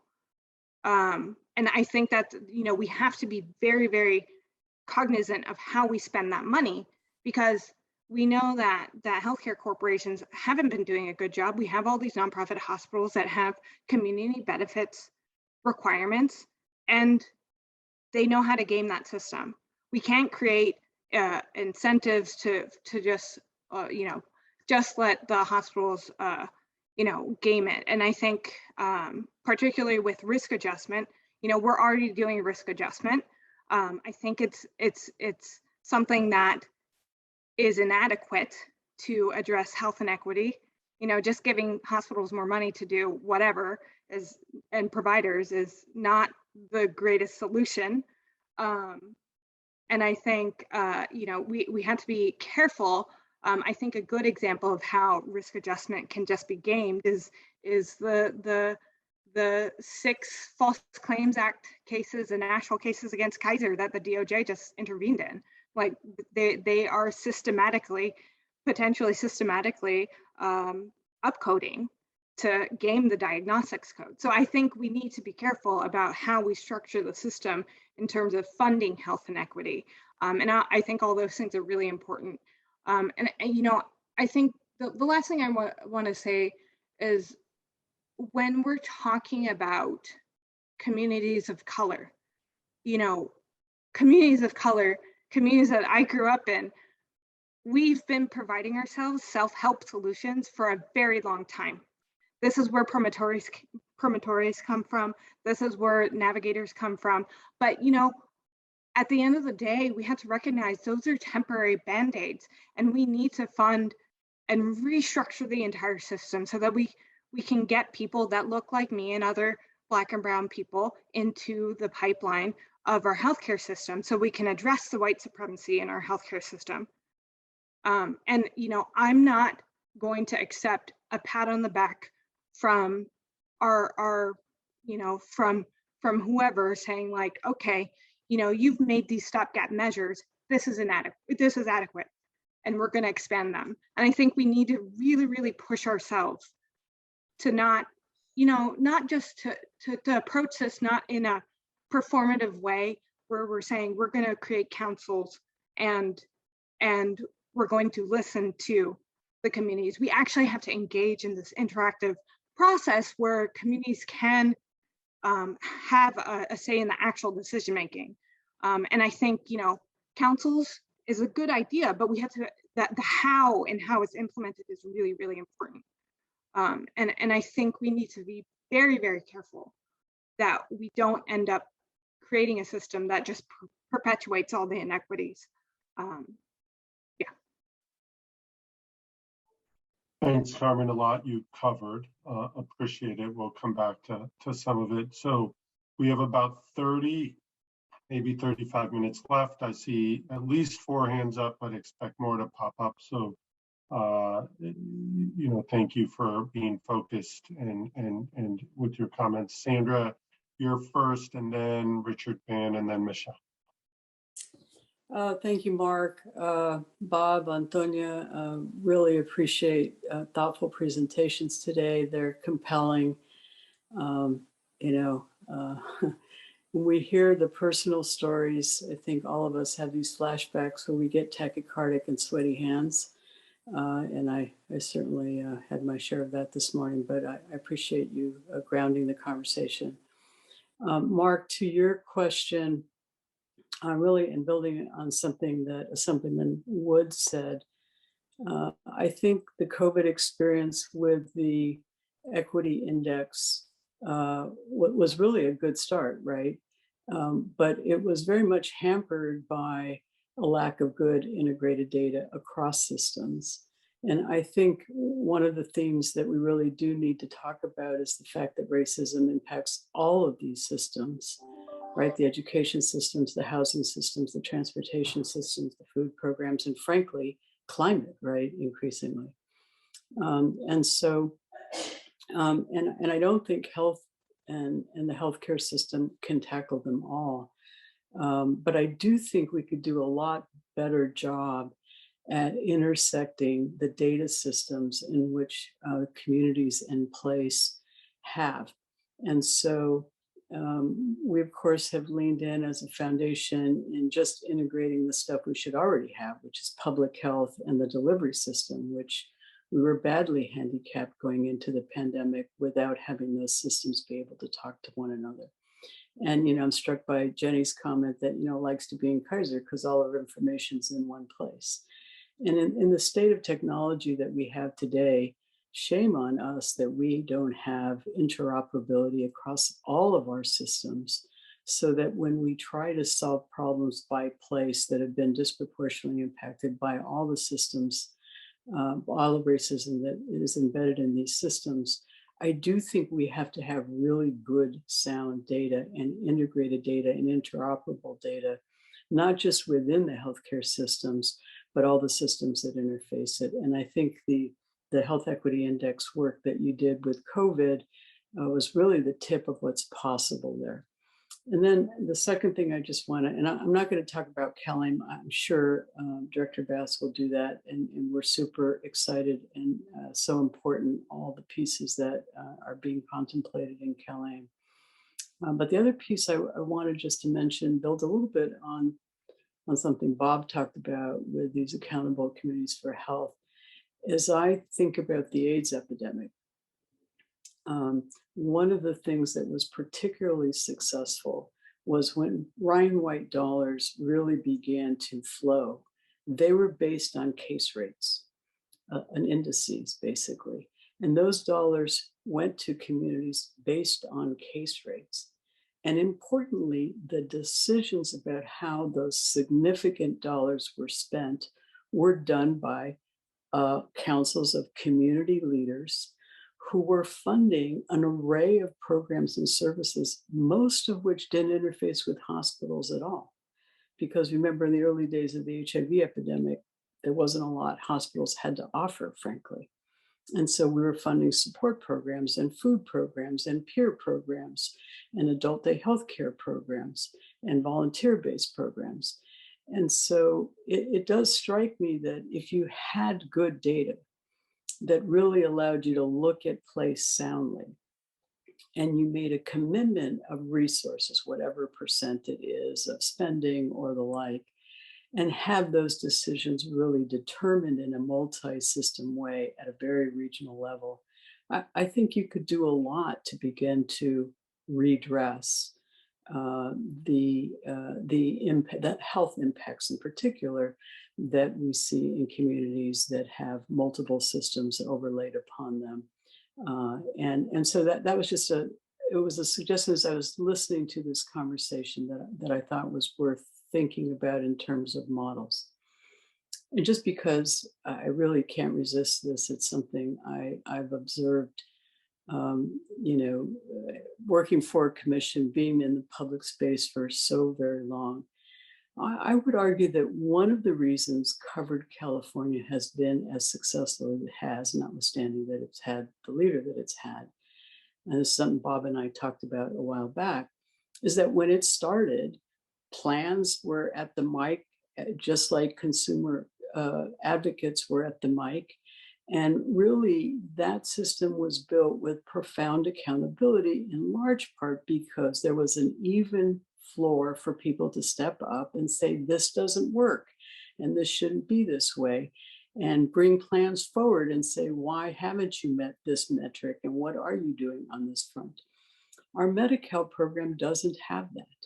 We support stakeholders to give input, but and of course, there's accountability to the legislature for spending and the like, but there really isn't a voice that allows for the Medi-Cal program, which is the largest public program serving low-income folks in the state, by which local initiatives or commercial plans or consumers or patients could get in front of and say, how is this program working and how can we make it better?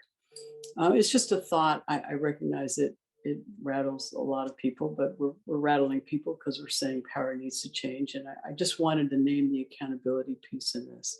As somebody, I remember sitting as a director of health in San Francisco. Every 2 weeks, the public comes and does testimony. You know, you're the director, you're focused on 5 important things, and some consumer advocate comes and says, what are you doing on lead screening? And you're not doing much on lead screening. They come 2 weeks later, what are you doing on lead screening? And you're still not doing too much on lead screening. And finally, you get down and you sit down with your environmental health inspectors and your MCH directors, and you say, what are we doing on lead screening? And everybody looks down at the ground.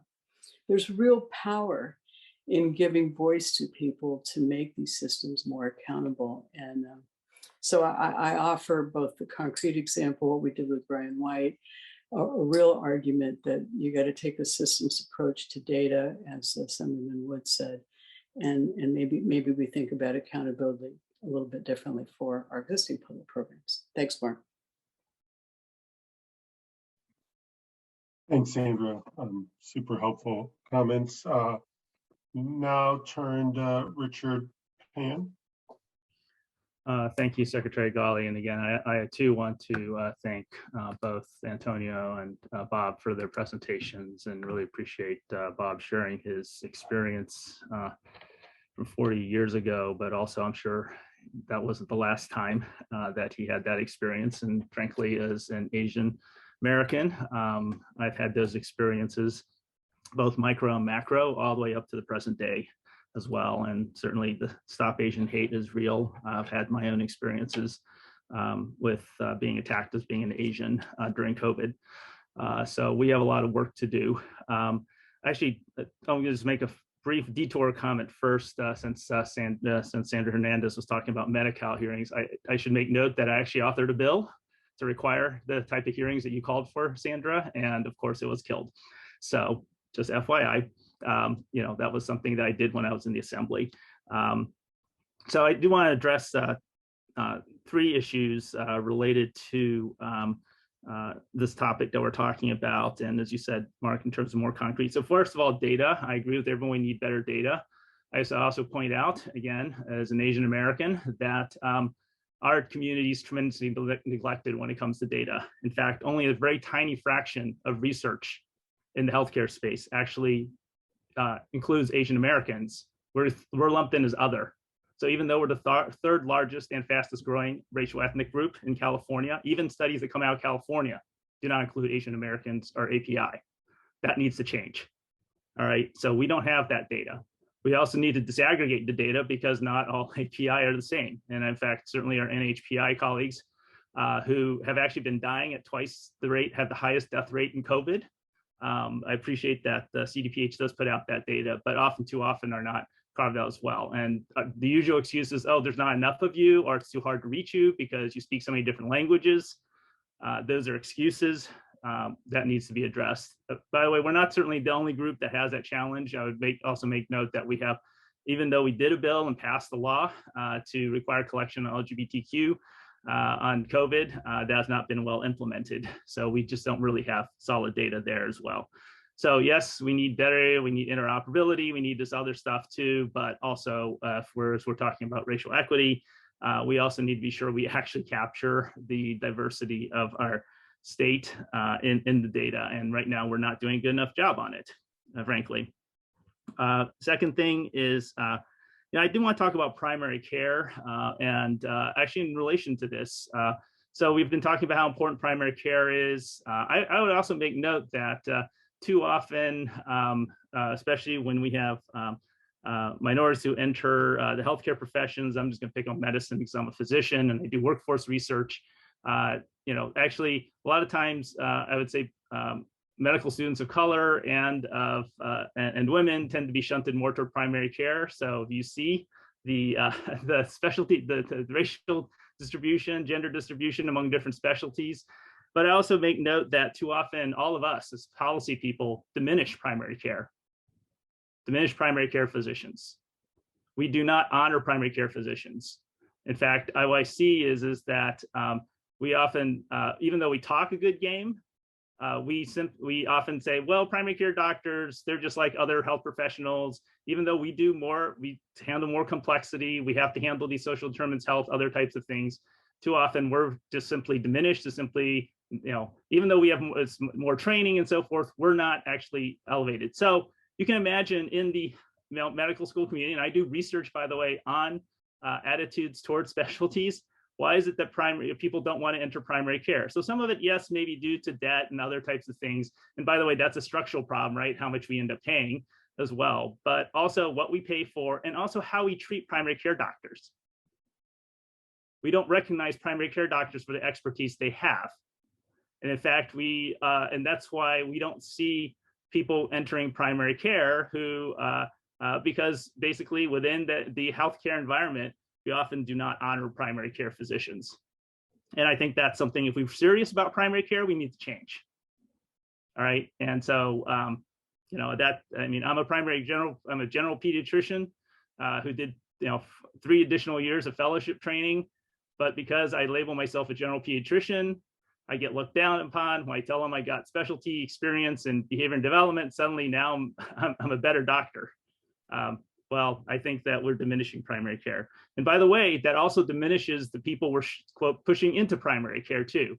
And I mean, that's always been a tension also, by the way, when we talk about trying to diversify our workforce, like we need to diversify it across the board. But actually, the good news is that we have more students of color going into primary care. The bad news is that it's not necessarily, part of the reason they're being shunted there is structural racism. And perhaps part of the reason primary care is diminished is structural racism and misogyny. So let's try to change that. And then I think this gets down to the question of power, right? And I really appreciate Bob's description of this. So when we talk about structural racism, right, and we need to think about the fact that it is the power structure we've had and still have that perpetuates structural racism. And so one of the questions we have to think about as we think about unified financing is this tension between how much power do we put into the folks that, on the top versus how much power do we try to diversify out into the community, right? And I think as my good friend and colleague, Senator Wood talks about, the higher the stakes are, the harder it is especially if we concentrate power into one body, right? Obviously the stakes go up in terms of the decisions making of that body. And if we spread it out, then, and we talk about community input, and by the way, as someone who's tried to champion community input, sometimes what happens is that we have to create those spaces by which you don't have to have, a lobbying team and a multi-million-dollar PR budget to move something, right? And so I think when we think about, whether, and again, I want to be careful with, neighborhood councils, whatever else, but I mean, I think we have to think about a structure, a system that allows different communities who can actually get their needs without actually having to try to move the whole entire system. All right, because so now that will mean that this is a tension we see. That will mean that sometimes not everything is going to be the same, right? It's so one of the things you sacrifice is this idea that everyone gets the exact same thing. And I appreciate what Richard Scheffler said about that. But Frank, I guess being in politics or being in the legislature, et cetera, I recognize the power dynamics and what you have to overcome. And it's great we're here in this bubble here, but go out there when you have people protesting you and screaming at you for pushing science. All right, those people vote too. Okay, and other forces. So we have to think about how do we create those spaces to allow. And then it goes back down to, frankly, we talk about there's equity and equality. They're not the same thing, right? Equity and equality are not the same thing. And so I hope I understand that what we want is equity, right? So we're talking about outcomes and so forth. So I think in that tension between equity and equality, we really have to think about, are there places for us to create spaces where, given different cultural, different other drivers, environmental factors and so forth, that we allow particular communities, whether geographic, racial, other orientation, et cetera, to be able to create the kind of spaces that actually maximizes the outcomes of their community. And that's one of the things to think about in terms of, this, eventually we'll have to talk about, governance structures, other types of things, how resources are going to eventually be distributed. To what degree do we lockstep everybody into one, and to what degree do we create those spaces where people can, and I think, again, was mentioned about HIV, where you give people the space to be able to tailor the resources in a way that might be different than another group may tailor their resources, right? And so I think we have to think about that tension as well in terms of, we talk about unified financing. Well, frankly, is that, to what degree is that also unified rules for everybody? You can only do it a certain way, and then who makes those rules? And of course we know it's the people in power who make those rules. So I just want to throw those ideas out there. Thank you. Thanks, Richard, for the comments. All very helpful and additive together. I want to just looking at the clock, roughly 15-20 minutes left. 4 speakers up. If you want to jump in, please put your hand up as well, so at least the speakers who are going to come next can modulate their time and their comments to fit into that. So Michelle and then Anthony. Great. Thank you for the presentation, and maybe to Mark's point, really provide some specific examples of how we're thinking about the Medi-Cal program and equity. And as has been alluded to, equity is one of the fundamental principles of CalAIM. And thank you to Dr. Ross for recognizing some of the components such as asthma remediation, housing navigation, and medically tailored meals, and to Secretary Galley for mentioning the community health workers. And in terms of workforce, I would also add the recent addition of doulas and peer specialists. And then on the question of health systems being able to do all of this to address all of the different factors, and I think of CalAIM as proposing that the healthcare system be the glue. So not necessarily doing it all, but partnering with our public health departments, our CBOs, justice partners, the continuums of care, ultimately recognizing that a person's situation has a direct impact on their health. And then just in terms of Dr. Ross's frame on place, in addition to the places he mentioned, I think of prisons and jails, juvenile justice systems, and the homeless as particular places where we need to really double down and get to. And I've mentioned at the last commission meeting, the Justice Involved initiative that's part of CalAIM. And really, Medi-Cal alone can't solve the complex set of issues that have led to the disproportionate incarceration of communities of color and the use of jails and prisons as the place to hold untreated behavioral health conditions. But we clearly have a role to play, and our initiative is really trying to get at that, to make the connections to before release from these facilities, really to make sure coordinated and community-based care is available to these individuals so they can stabilize and be established in their community. I think also about our foster model of care. That's a forthcoming component of CalAIM, and that is also getting to kind of the communities of color that are disproportionately impacted.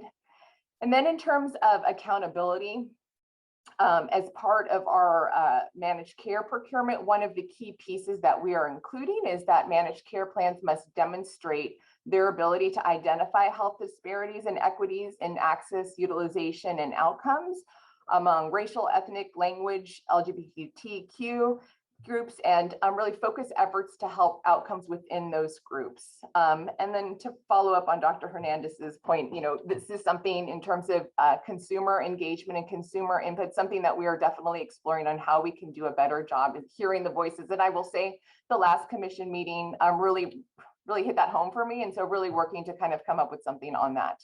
And so with that, I will just offer those as some concrete examples. Michelle, thanks. Really love your ideas around some of the places that we can't ignore. Prisons, jails, juvenile detention facilities, our streets, as part of that important aspect that we want to build around. And then you remind me also of the tremendous number of initiatives. We talk about CalAIM, we talk about the Medi-Cal procurement. On the data piece, there's this tremendous effort right now on health, and not just health, but health and human services, information exchange, and trying to stitch it together. Some of you are on that advisory council as well, trying to row in hard waters to get to something that I think addresses not all of, but many of the things that came up either on the survey or in the conversation today, and get to some of the opportunities. So what is exciting as I listen to this conversation is the commission has really identified a number of areas of work that for better, I think, have already started. They're not perfect. They still need some honing in on their direction, but I think really a terrific set of complementary efforts in the state working on some of the issues that have been raised. And Carmen, the workforce stuff that you and Richard and others have brought up, I think there's really tremendous work already happening, but more opportunities there as well. Okay, Anthony and then Bob, and I bet another hand will fly up in a moment, but we'll go with Anthony first and then Bob, you know. So first of all, just thanks for both the presentations, Bob and Antonia.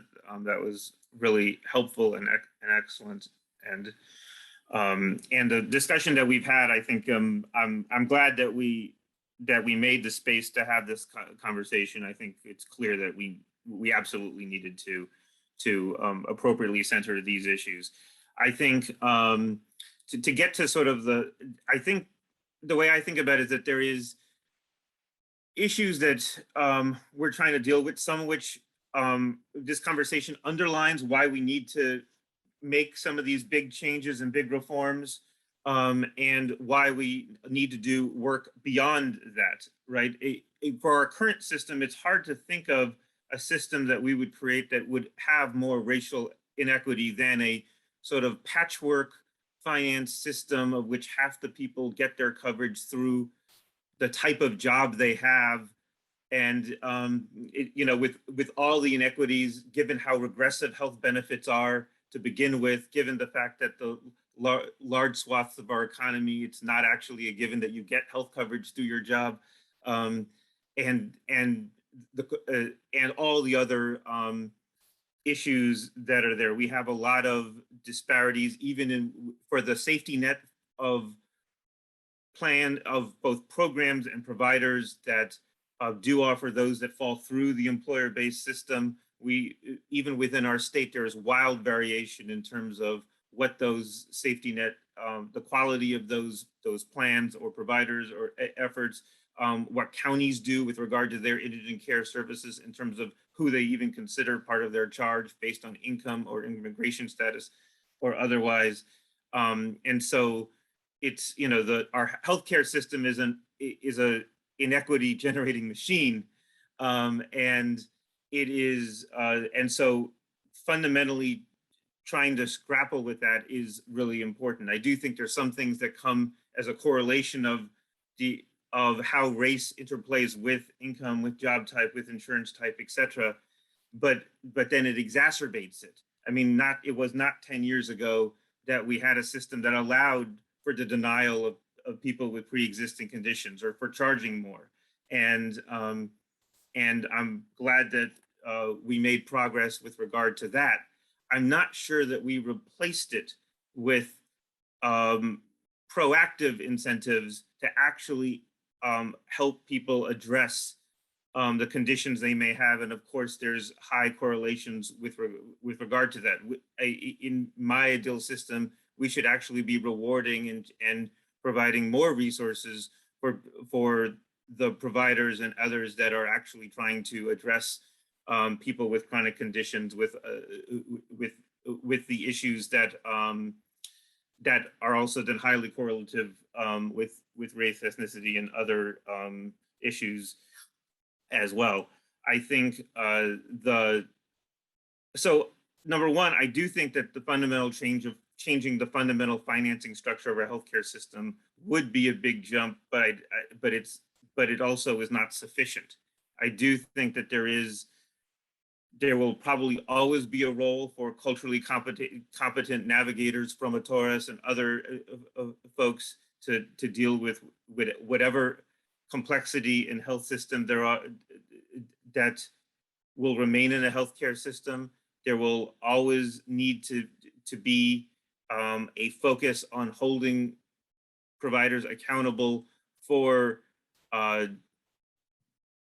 basically being challenged to focus in on areas, including place, whether it's the zip codes or the counties or the areas that need need more resources, more infrastructure to deal with the issues they're dealing with. We may always have we may always have more doctors in Beverly Hills than in certain communities in the Central Valley, but we want to make sure that there is a financing structure that at least can sustain the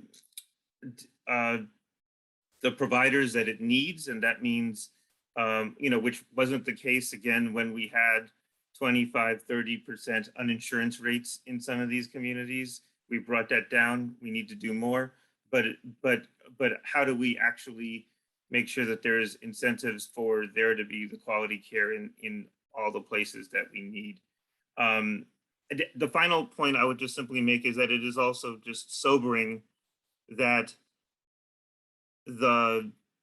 even if we do all of the things that we're talking about, or that there's still other issues to directly address racial and ethnic disparities. It is sobering to me that even if you hold for not income and education and other issues, there still is racial and ethnic disparities with regard to health outcomes. And that implies that there needs to be the mindfulness of whether it's implicit bias training, whether it is looking at the structures of how we actually deliver care, looking for ways to address those. And that's where finally the accountability needs to come in. And I believe that payment needs to be part of that accountability. Thank you. Thanks, Anthony. Somehow, Dr. Ross, Bob, you find yourself with the final comment. No pressure. Thank you, Mark. And a great discussion. One comment and then an observation, Mark, in the form of a question, which we could take up later offline. I'm struck by this tension we need to manage between having and building a unified financing mechanism. And in my mind's eye, I see that as the hub of the system, and then the spokes, and sort of a hub and spoke model would be some level of regional accountability and coordination, and we might have to spend some time thinking about what that could look like. We don't want to go the way of public school districts in the state of California, where there are literally 1,000 of them. That's too many. Could county government or could counties be that regional? Maybe there's some ups and downs there, but I have in my mind's eye sort of the hub and spoke to a unified financing mechanism, and the power of payment is really the overarching statewide glue of the system. The second observation question, Mark, is in the form of workforce. I'm both pleasantly surprised and sobered as how much the matter of health workforce has been coming up in our commission deliberations. And my question is, there's $100 billion in federal funding coming to the state of California out of recovery and other Biden administration and congressional initiatives. And then you've got the $1 trillion plus thing that may or may not come out of reconciliation, that could or may not be another source of funding. And I wonder if there's a way that we can be clever and imaginative enough to get our arms around just a couple of billion of that $100 billion specifically for health workforce in the pipeline in the state of California. That would really just sort of jumpstart the kind of public and private sector cooperation we need to address our workforce pipelines. Many of you, including Jenny and Sandra and others, participated in sort of the master planning process for the health workforce. A couple of years ago, it was chaired by Lloyd Dean and Janet Napolitano. A great process, a great piece of work, but I think that report has largely sat on the shelf without a lot of concerted energy and action. I just wonder if some of these federal dollars might be peeled away to really give that plan some meaningful traction and movement forward. And certainly, just putting on my day job hat as a health foundation, we absolutely would be willing to to co-invest and co-support in that. So I just wanted to pass that along.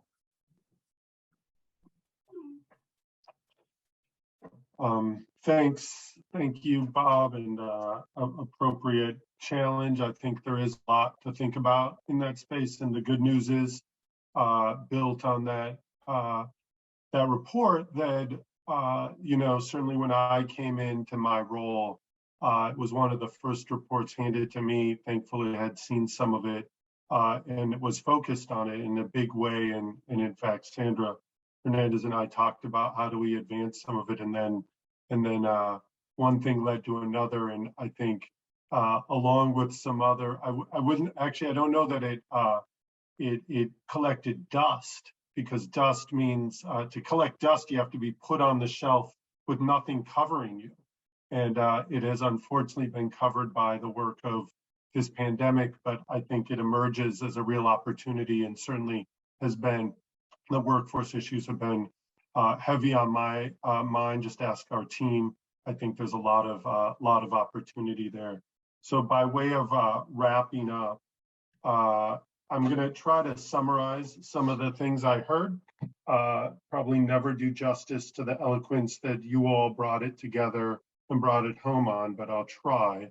I'll start with what Richard Scheffler said. I think equity isn't a lens, it's the lens that we need to have be part of this report, part of the work and the conversations as it has been.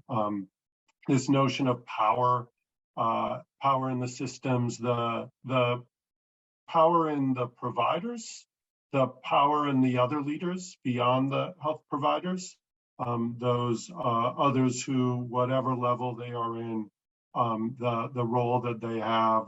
And then just to the point, Bob, that you and others have made, how do we dig into this workforce issue? There's a lot of ideas, but there's a lot of opportunities, and we have things like Song Brown, but I aspire us to do a lot more in terms of pipeline and development, and frankly, California becoming the place where we define and decide where our workforce continuums have gaps and what we might do to fill those gaps and create additional classifications, if you will, of workers to do this work.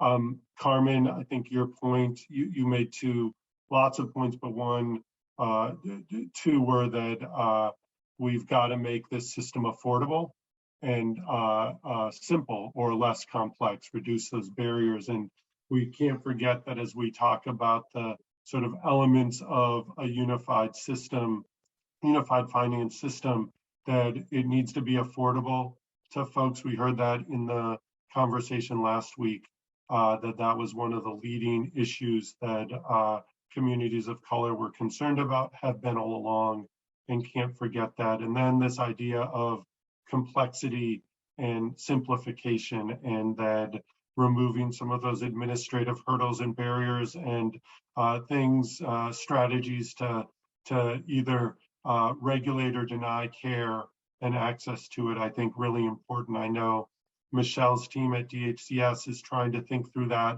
on Medicaid, both in the CalAIM work, but also in the reprocurement. And I think a lot of opportunity there. It's hard not to hear the loud voice and the practical focus on data, and data as a transparency tool, as a tool that helps guide us, that compass, but then really to hold the system accountable around these important equity and disparity issues. This notion of community voice, Sandra, I really appreciate, because I see it every month with you as my colleague on the Covered California board, how important and seamless, and you talk about Peter as that leader. I think that, the way you developed it, Peter, and the community has insisted on voice at all of the meetings that we hold. It feels so natural in those conversations that the community's voice and the people representing community voice really feel like they have a place in those conversations, and how important and impactful it is. And knowing Michelle's vision to bring that to Medicaid, but how do we bring it even greater to this bigger system? Another issue around payments. We talked a lot about payments and the power of payments to drive some of these things that we are talking about. And Carmen, no doubt, will be able to talk about global budgets and other concepts around payments in our next conversation. And then I end the last comment, knowing that I didn't do enough justice to everyone's good thoughts throughout this conversation. I'd come to where Don started us off.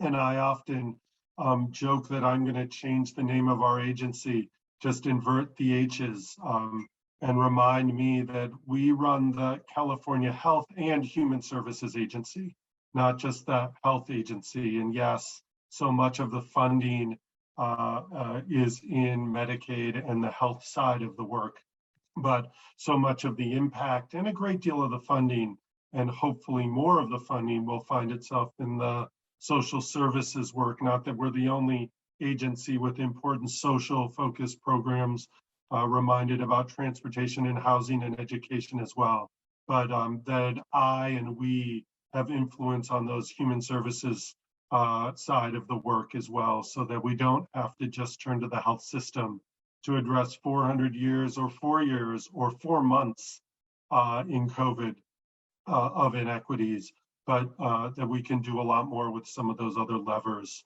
And to use a word that wasn't popular in the survey, to leverage the connections between those health and human services programs that I know I have the privilege to work alongside so many Californians trying to deliver those in a better way, in a more equitable way as we move forward.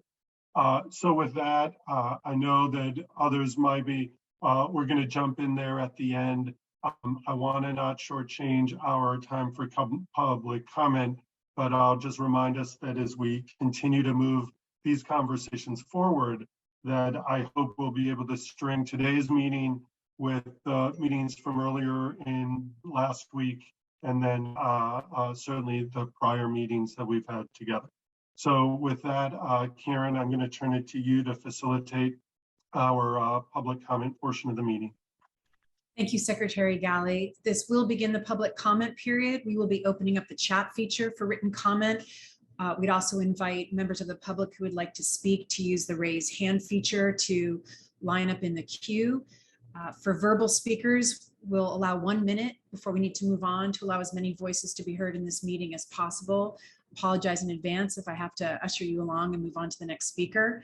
We'll also be inviting speakers to turn on their cameras, the 3 members who are at the top of the queue.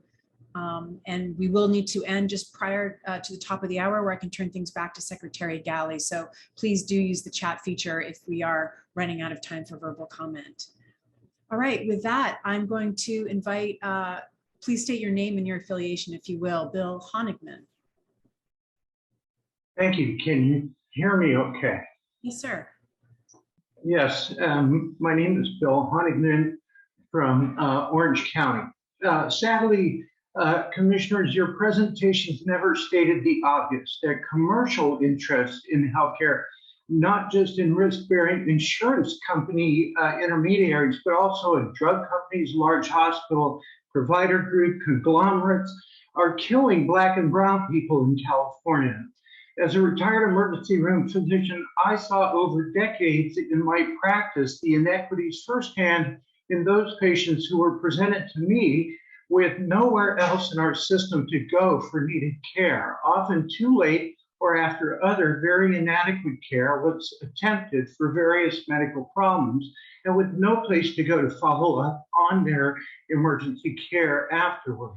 The indisputable fact is that these commercial interests are exactly the problem in our broken healthcare system that prioritize resources to areas of more market share rather than the areas of human need, which has created the healthcare deserts and for proprietary reasons has blocked the sharing of medical data that largely has impacted our communities of color so adversely and so unfairly in the inner cities and rural parts of our. Thank you, Dr. Honigman. I've got to move on to Leah Schwinn. Leah, please go ahead. I'm going to read a quote from AB 1400 that pertains to today's discussion.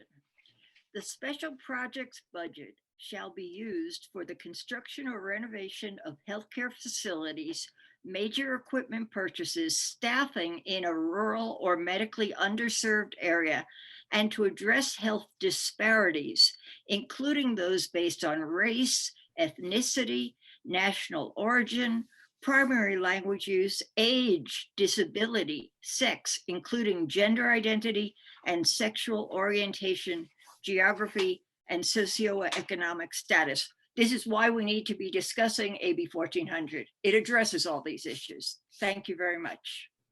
Thank you. Sean Broadbent, please go ahead. Yeah, Sean Broadbent of DSALA's Healthcare Justice Committee.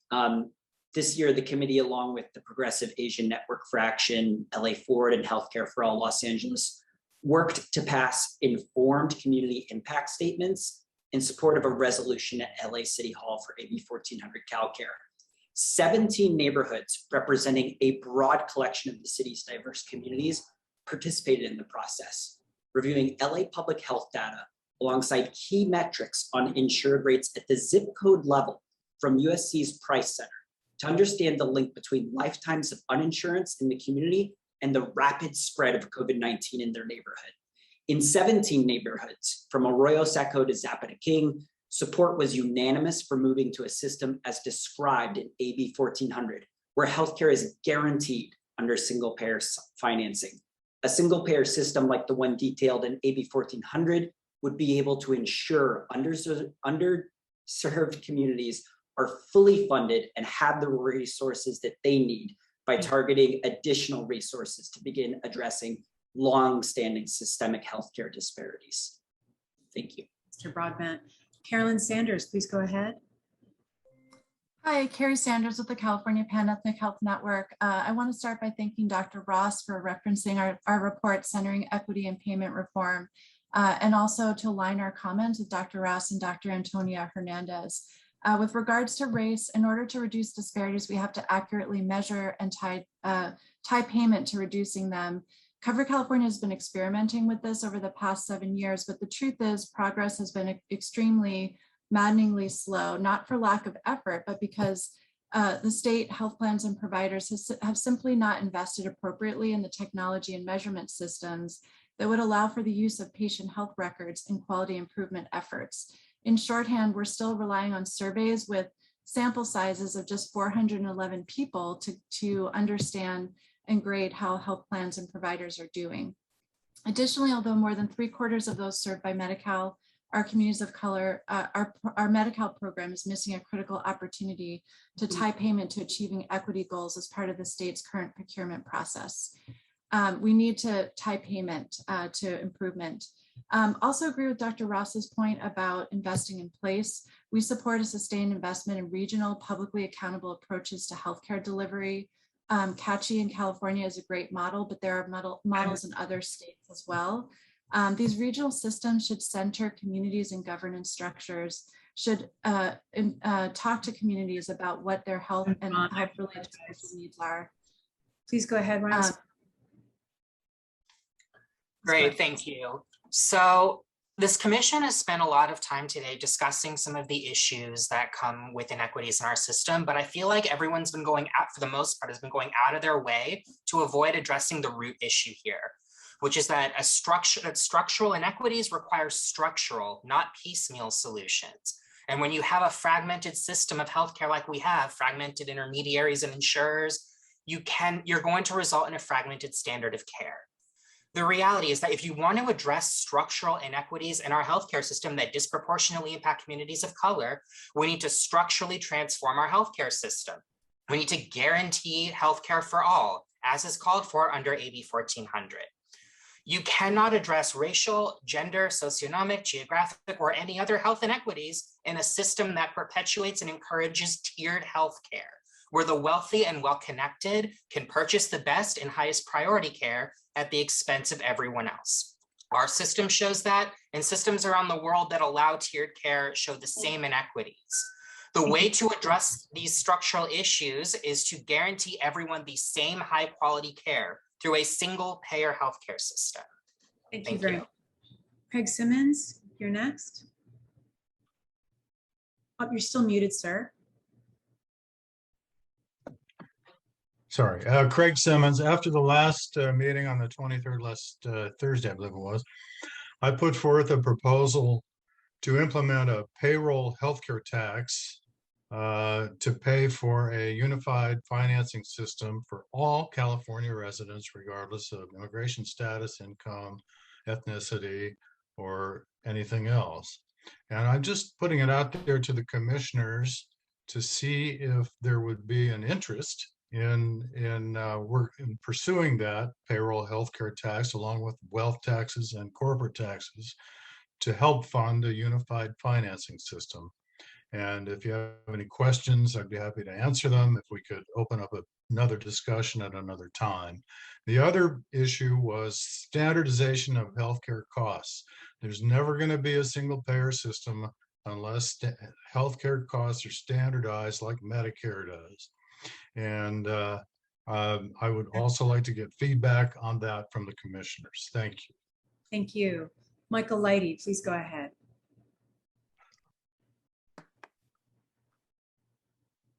You're still muted. Yes, there you go. Thank you, Karen. Michael Lighty, President of Healthy California Now. Guaranteed healthcare is the foundation for equity.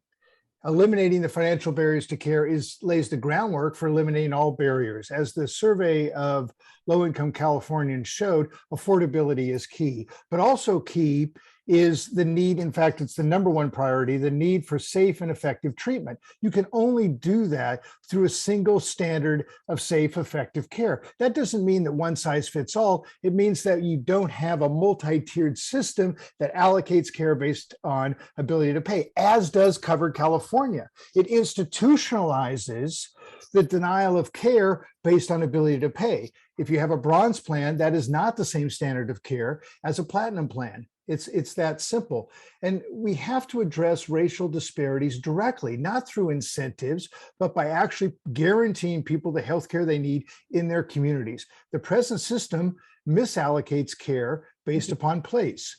We must end that. Thank you. Thank you so much. Henry Abrons, you're next.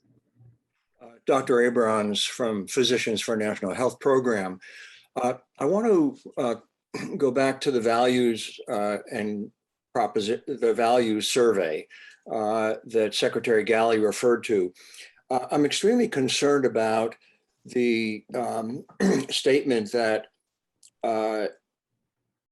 there was some divergence of view about including risk-bearing intermediaries in a future system. Risk-bearing intermediaries have an incentive to deny care. And this is a structural flaw in any conception of an equitable healthcare system. So I really think that the commission needs to refocus on this question. And I think that I'd be very interested in having you publish not just a summary of the survey results, but actually the detailed views of those people who feel that risk-bearing entities have a role, a constructive role to play. In the opinion of Physicians for National Health Program, they do not. The only risk-bearing entity is the state's healthcare trust fund, which is under public jurisdiction. Thank you. We've got to move on. Peter Shapiro, you're next.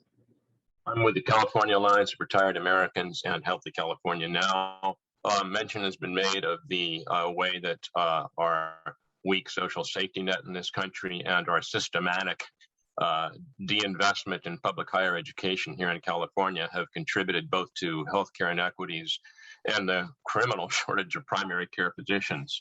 But the fact remains the money we are left to spend on healthcare could be spent far more effectively and efficiently.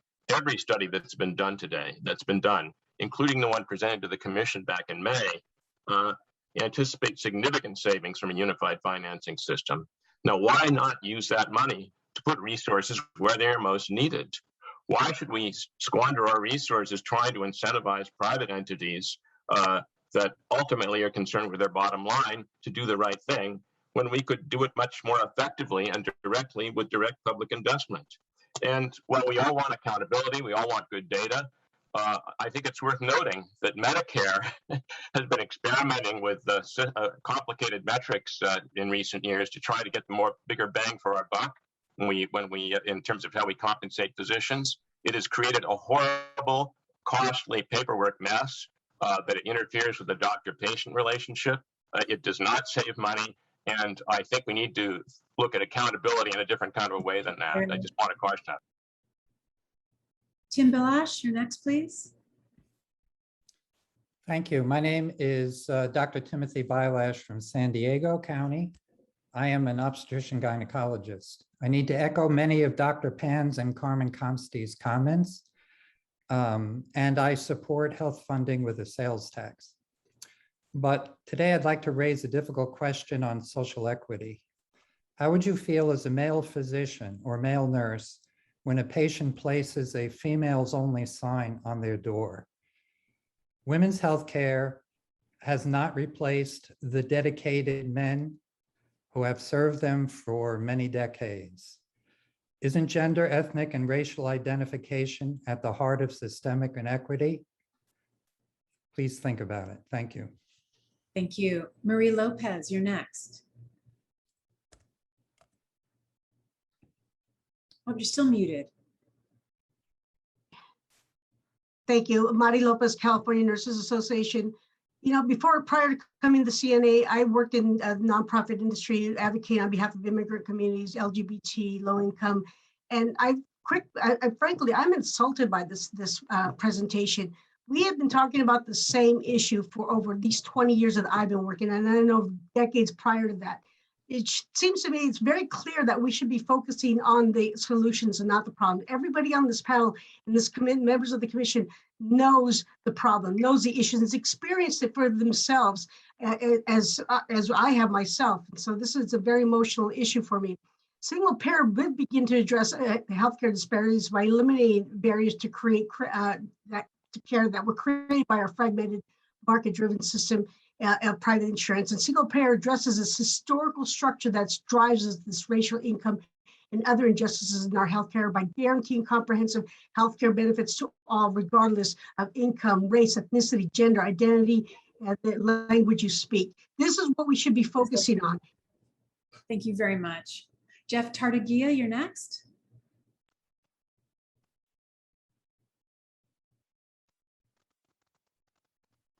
Jeff Tartagia, you're still on mute. Go ahead.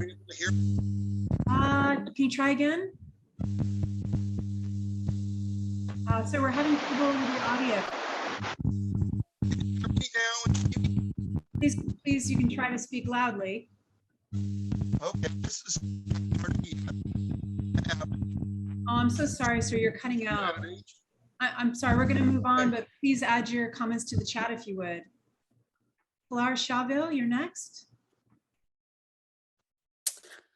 Hi, Pilar Schiavo, Healthy California Now Coalition, and just ditto to what everyone else has said really in public comment. We already know the answer. We know what addresses inequities in healthcare single payer does. We have examples all over the world and many, many studies that show that.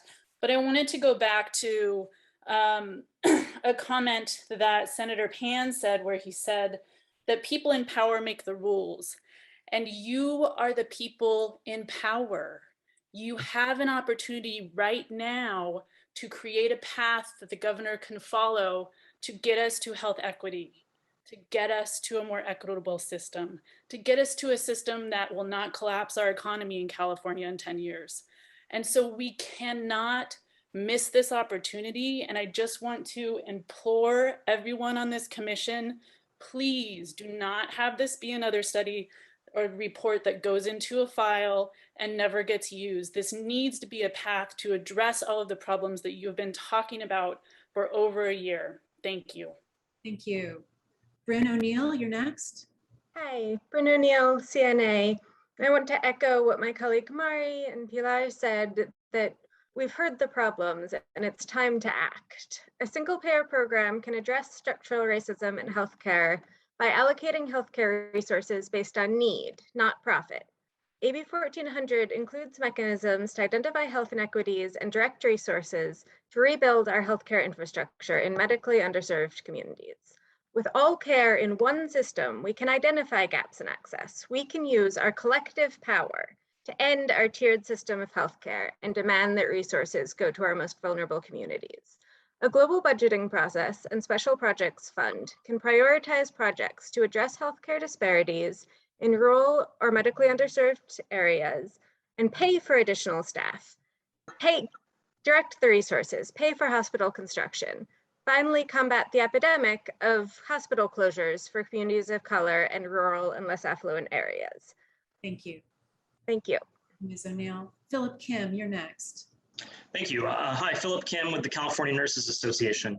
I just want to highlight that the Community Voices report commissioned by the Commission showed extremely high levels of support among low-income Californians of color for a single statewide government-run program to cover healthcare for all people who live in California and to replace Medicare, Medi-Cal, Covered California, and job-based insurance plans. 71% of Latinos, 76% of African Americans, 73% of Asian Pacific Islanders, and 65% of Native American respondents would support such a plan. Support was even higher among representatives of community-based organizations who work on health equity issues. 83.9% of advocates support a single government-run program. Large majorities of the people most impacted by racial health inequities want a single system. The Commission has a mandate to act. It must recommend that the legislature enact a strong single-payer system now, like AB 1400. Thank you very much. Thank you. Nancy Griep, you're next.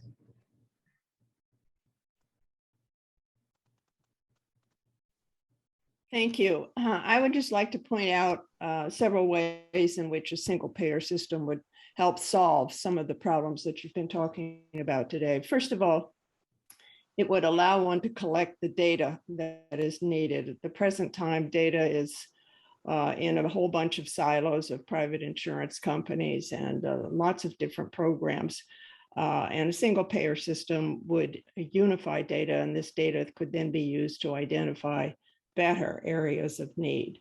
Secondly, in terms of improving equity, a system which is based on a progressive tax rather than premiums, which are extremely regressive because everybody pays the same premium, whether you're rich or poor. So we need to get rid of insurance companies' premium systems. Thirdly, in terms of needing simplification, what could be simpler than having a card which shows that you are insured and not having. Thank you. Thank you. Appreciate it. We're taking two more speakers, Ruth Carter and then Hillary Seibens. So after those individuals, if you could please, or while they're speaking, if you could add your last comments to the chat, those will be our last speakers. Please go ahead, Ruth Carter. Thank you. Thank you, commissioners, for your work. I'm the chair of the California Democratic Party Senior Caucus, and I can assure the commissioners that our cohort is as desirous of dignity, respect, and affordability as other groups. Additionally, simplicity of design is paramount. Medicare was originally designed to be for everyone, not just seniors and those with disabilities. Actually, President Johnson used it to desegregate hospitals in the United States. Today, traditional Medicare is being threatened by more and more privatization, which erodes the quality of care that is delivered because more and more of our taxpayer dollars are going into the pockets of health insurance companies. California's single-payer system, as in AB 1400, would make for equitable, quality healthcare for all members of our California community. Thank you. Thank you. And our last speaker, Hillary Seibens, please go ahead. Hello, I'm Hillary Seibens. I'm a physician, geriatric primary care and rehabilitation medicine, and I have volunteered for many years with the California Physicians Alliance, and we're updating our roadmap on a way to get to universal coverage and fair equity coverage.